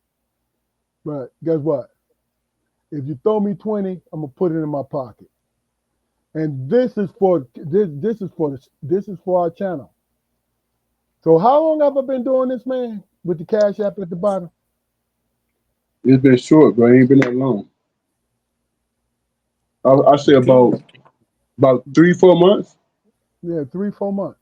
So I'm, so that's 4 times a week. 4 times a month. Ain't nobody caught on, so we're gonna move on and we're gonna go to something else. How about that? Any last words before we get out of here? Eric, sister-in-law Lori, Marcus, Lawrence, Cuz, Brett Wade TV. Appreciate you. Chat Live Matter. Thank you. Thank you for participating with us, man. Y'all had some great questions. We appreciate y'all. Keep tuning in. We enjoy your support. Do us a favor, go to our YouTube channel, like, share, and subscribe. You know what I'm saying?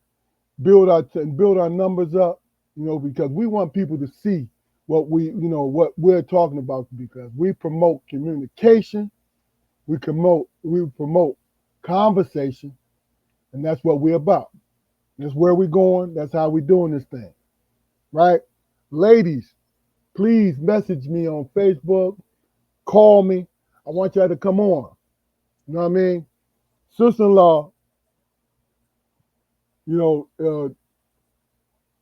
waiting for permission from your husband before you come up on here.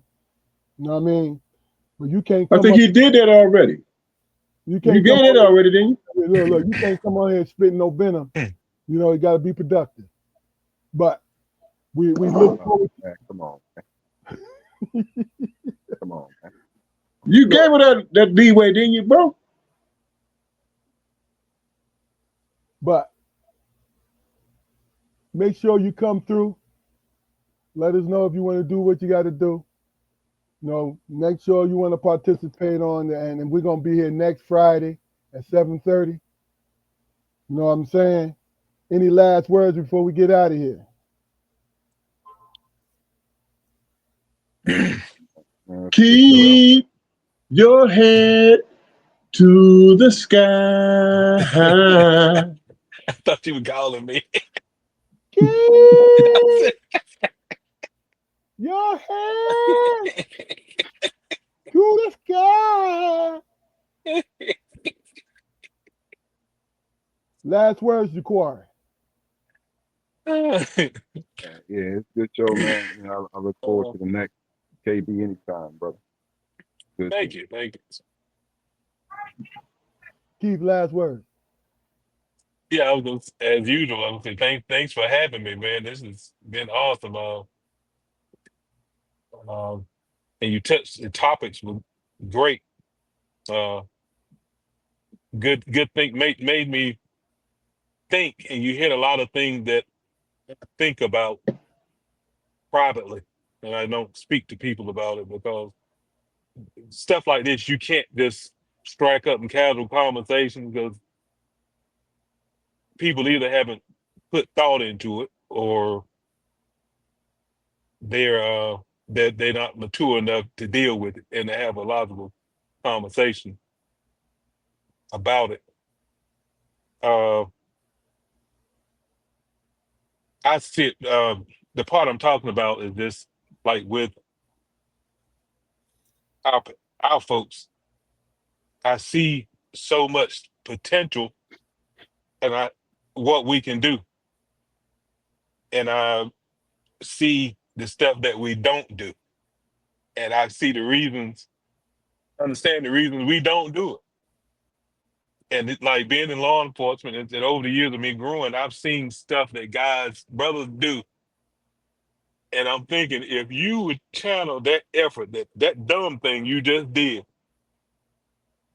for you to sit down, wake up, and come up with a thought to just accomplish what you actually did, trying to accomplish what you were trying to accomplish. If you put that same effort Yeah. into doing it responsibly and getting with some other people, we could all do some great things. Because I'm seeing the potential that you have. But then when you get something going, you get bandwagoners and you get other people that just kind of snuff it out, man. And it's frustrating. I don't know how to do it. That's what frustrates me. I can think about it. I have great ideas. I listen to all of you. You have great ideas. But we come together and try to do it. It's gonna get snuffed out. It happens over and over again. It's frustrating. It's like we cursed. Mm. Mm. I think I heard Malcolm X said at one time in a casual conversation on his speech that he was talking to some men. He said the thing that's unfortunate, every time we get a group of brothers and we put something positive together, you can't move the brothers without bringing the ninjas along because they mixed in and we don't know who they are. And some of them you need. And at a critical time, that's when they show their true face. And it killed the whole project. And then it's one person. I mean, you think about Malcolm, Marcus Garvey, Dr. King, and there's been scores of others. I ain't even mentioned their names yet. Uh, the Panthers, it's just been scores of other people on the grassroots level. And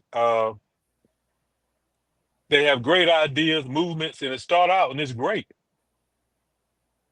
And then they go and pluck out take out one or two key people and it killed the whole thing. Everybody go fall right back in line doing the same nonsense, waiting for somebody else to do something. Is that because of them being followers, or is that because that those men and women were that powerful? It's a combination of three things. They were that powerful, and it gave them hope, and we saw progress. So, hey, we can actually do this. And then when they get taken out and things get hard, then it's a reminder of long ago. Well, that's Oh, fair. we still those people. We still those people. We right back where we started. Technically, you're not, but it's like, they took them out. Who's gonna step up next? I don't trust him with it, and that's what they wanted. It's no one right there ready available to step up, or the group to just keep the movement going. Is it that the next one up is not accepted as the group as the one That who? But exactly. why is that though? Why is it that he? So do we deal just in personalities? Now, that's a big part of it, because if you leading, and we'll say, hey, let Damon lead. Let's go with Damon. Damon can do it. He knows what's going on. Well, no, because he's whatever. Well, no, I don't think. I think, and they don't. Some of them don't even have another person to recommend. They just don't want him there. Because Don't of have a lot of reason. personalities, right? Yeah, Is Personalities. it personalities or are they discouraged, man? If that's the case, both. But where is the discouragement coming from? That's what I don't know. That's what I not don't see, know. not seeing anybody that you identify with when it comes to the struggle. That's Okay, where it comes from. that's key. Because But what do you identify with the person or the actual struggle? Well, I have a tendency to give people a benefit of the doubt. For me, it's wisdom and age. You know what I'm saying? What comes with that? Because anything that's below that is about survival at any cost. But once you have the wisdom and the knowledge to be something, and it's tried and true, then you know what I'm saying. You have to have trust in the process. yeah, So why is our and the community? thing where they lose touch, just do it where you're at, man. Do it where Right. you at. Why Don't why? worry about what's going on in Yeah. But why is LA our and all that. Let them worry about LA. Let us all keep doing the same thing. Let's so stay on the same sheet of music. why is our But community this is so just our caught up? spokesperson. This is the person that but we are the wheels. We making it happen. They Right. keeping us And that motivated. They just, and that's So KB. so That's commitment, right? so why is right. our community so caught up But on we can't charisma? hold it together, man. We can't Why? hold it in the No, road. because you And know why? everybody, the thing that I bothers don't me, believe that. we But can, I put it that way, but the thing that bothers me is that everyone else but points that out about us and they see that as a negative. but We see, ain't worried about them because but they but, ain't gonna stick together no way. hold on for a second, Keith. Everyone Part of said, part of part of what you're saying, Keith, even the is charisma, Latinos, man. everybody says that Keith, it's charisma. they don't stick together. It's What do charisma, you mean? man. But What you mean by that, Keith? It, Keith it, Armstrong. yeah, What do you mean by that? it's charisma. It's the simple fact that someone, the majority, the body of the black community follows someone where either they can relate to that person, right? But really, they that shiny quarter and they speaking the right thing. Right. That's being confused with leadership is what But that is. that's my whole point, But though. what yeah, embodies charisma though? My point is, when Somebody it who comes, can communicate Shut it on down. the level that you're on. Shut it down. yeah, but the thing about it is, when somebody only relies on charisma, period, right? Now, especially when the community There now, has to be some substance there. You're right. You're absolutely right in that regard. but this is my point though. once the person with the charisma, because when we get caught up on the charisma, once the person with the charisma, either he served his last term, right, or he is assassinated or wherever, we don't look, the other person is not as shiny as him, people drop off. That's the thing. Well, No, And see, people drop off. Well, I have my opinion on that, man. But y'all go ahead. what I like to see, this is what I like to see, and I see it in sparks, in spurts, where they can't find the head. You can't find the head. When you chop one off, it's still moving. It's movement over here. Then you go over here, you try to chop that off. It's something over, it's momentum over here. And they can't find a head. They That they means they uh that means that so they they have an agenda to find a head to chop off, bro. exactly. But the thing is, our movement should continue. We should stay united, and our movement should go. Because if we're moving as a people, there is no head. It's a spokesperson, someone we have a face of it. But like they say about the president, that the president is the face of the country. He ain't running the country. no, He's the but face. He's a a lot of spokesperson. people, He a figurehead. What he Yeah, was up to a lot this of people, point. yeah. a lot of people feel that he, especially in the white community, feel that he represents them, which is some horse shit, but it is what it is. You know what I'm Right. saying? No, you know what? They're not that naive.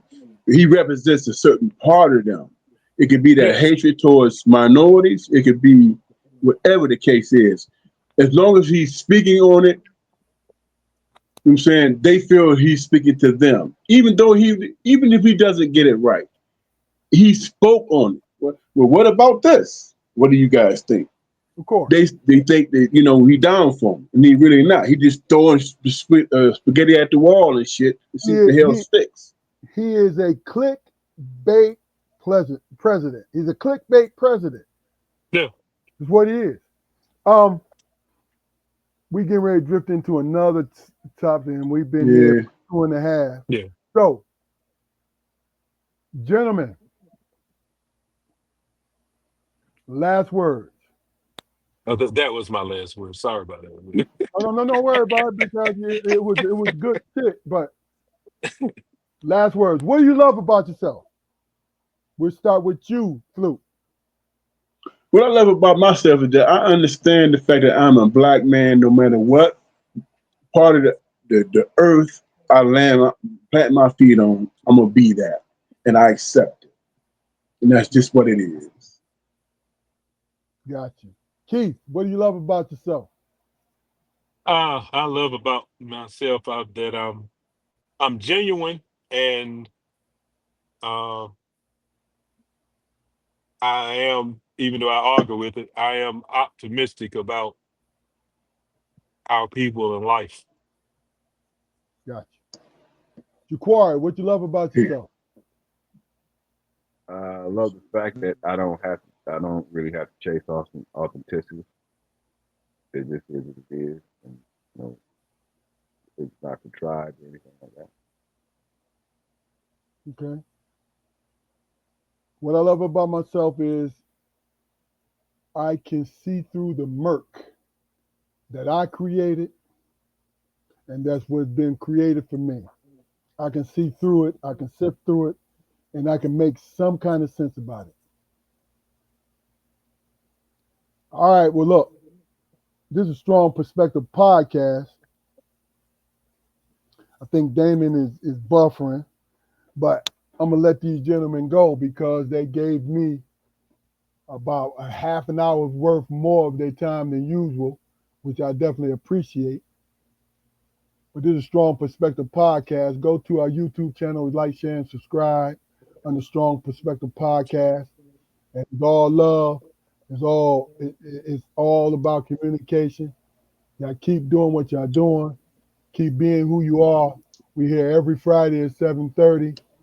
My host, Damon Armstrong, Jaquari Armstrong, Keith Barnes. Appreciate y'all. Y'all did a great job today. Outstanding. outstanding job. That's realness. All right. This Strong Perspective Podcast. We'll see y'all next week. All right, Eric. Peace. Peace.